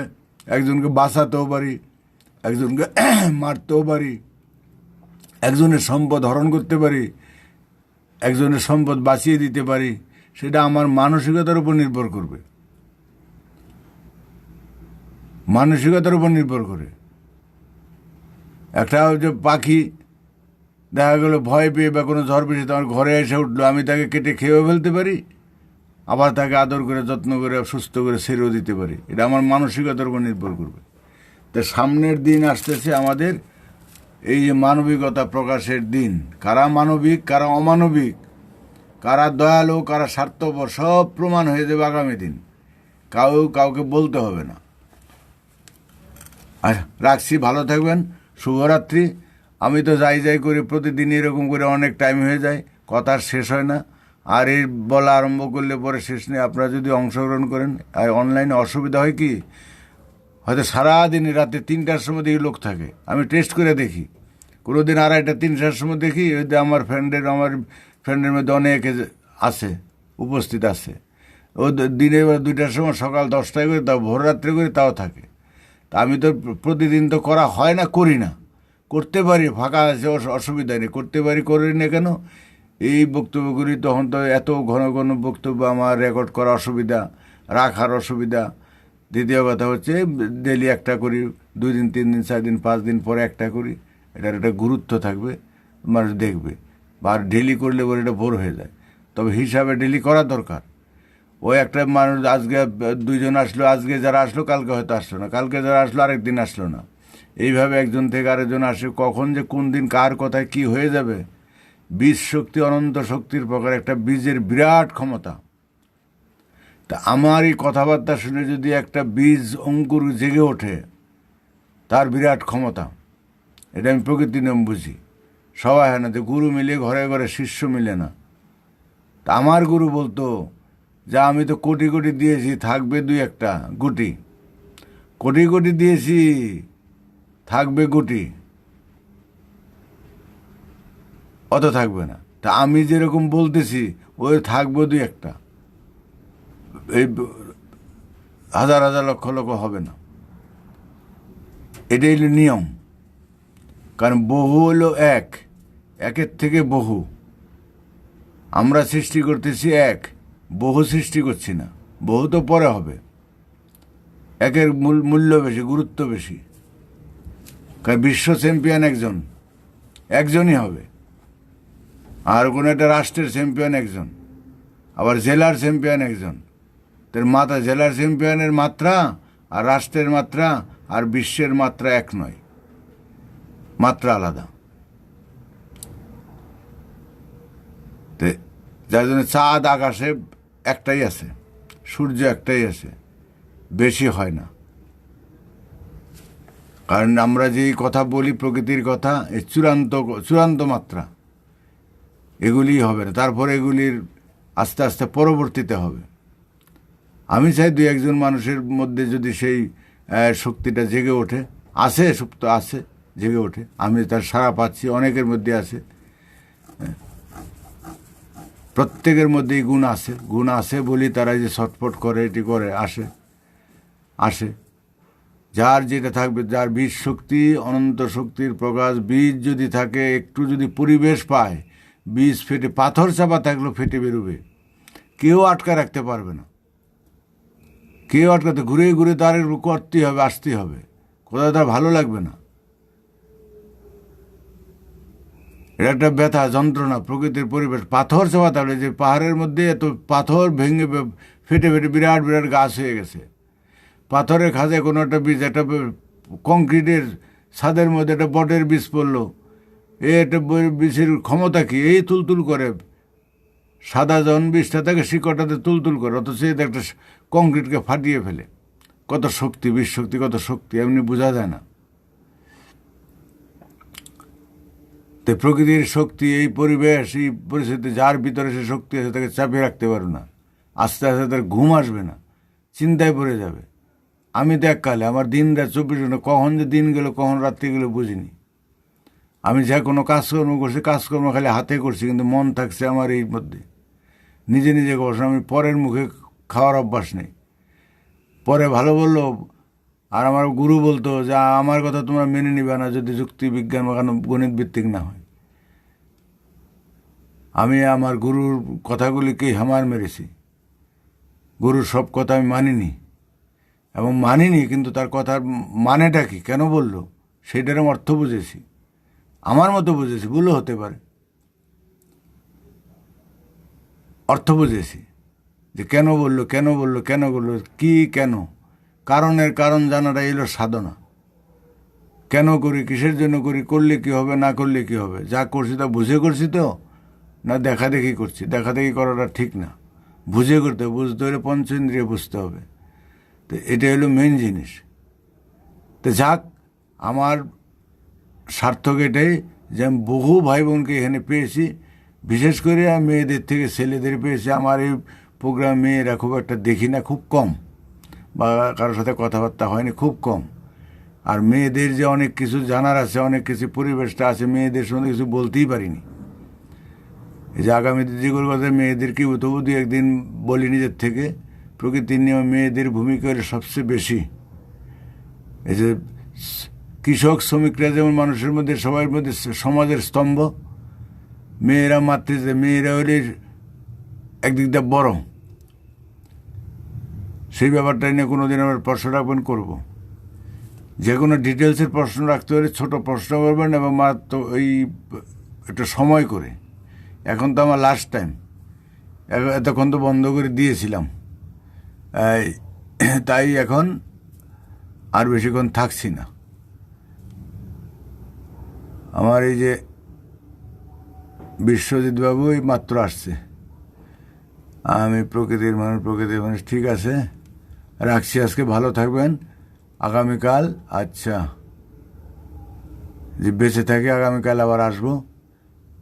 ছোট ছোট প্রশ্ন নিয়ে আসবেন, প্রশ্ন করবেন, শর্টকাটের মধ্যে আলোচনা হবে, ভালো হবে। যেহেতু প্রতিদিন আসবো, আপনারা যদি ছোট ছোট প্রশ্ন রাখেন, বিভিন্ন গঠনমূলক আলোচনা হয়, তাহলে আলোচনা করতে আমারও ভালো হবে, এবং সে আলোচনা করে মানুষও শুনবে।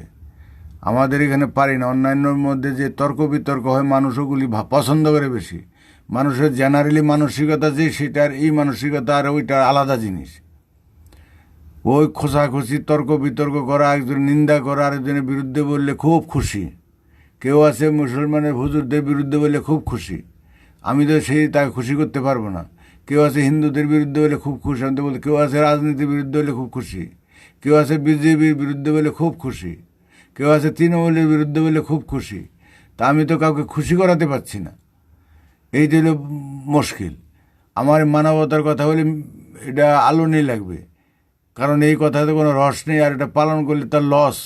সবাই আমরা স্বার্থপর আছি, অমানবিক আছি, অপরকে মেরে খেয়ে কেটে খেয়ে সলসা তৈরি করে বেঁচে আছি। কাজে আমাদের এই জিনিসে ভালো সবার লাগবে না, এটা স্বাভাবিক। তারপরে সেটা কোনো রস নেই। যেমন এক মহিলা আছে, দেখি কয়েকজন আছে, ও প্রোগ্রামে আসে পরে লাইভ করলে পরে বেশি নিয়ে বিনিয়ে বলে অভিনয় করতে পারে, মেয়ে মানুষ দেখতে খুব সুন্দরী, চ্যাংরা ছেলে ফেলে আসবে, কথাবার্তা বলবে, ঢং ঢং করবে, নানান রং করবে, অনেক আসে খিস্তি খেয়ে দেয়, আকতাকু কথা বলে, বেশ ভালো মজাতে পারে, বেশ ভালো। ছেলেদের তো ভালোই লাগে, ইচ্ছা লাগে, হ্যাঁ ভালো লাগে। কেউ আছে খিস্তি খেয়ে দেয়, কাঁচা খিস্তি খেয়ে দেয়, খুব ভালো লাগে, খুব ভালো, আকতাকু কথা যা আছে বলে। দেখেন আমার তো কোনো ধারাই নাই, আমি যেরকম আমার এখানে যারা আছে সবই এরকম। তো যার জন্য মুশকিল, এখানে রস টস নাই। তো এটাও যে একটা রস, আস্তে আস্তে আস্তে আস্তে সেটাকে করতে হবে। তো যাক, রাখছি, ভালো থাকবেন, শুভরাত্রি। আমি আপনাদের সকলের সর্বাঙ্গীন মঙ্গল কামনা করি। আপনারা আশা রাখবেন যেন আমি সুস্থ ভালো থাকি, আগামী দিন আবার আপনাদের সাথে দেখা করতে পারি। শুভরাত্রি।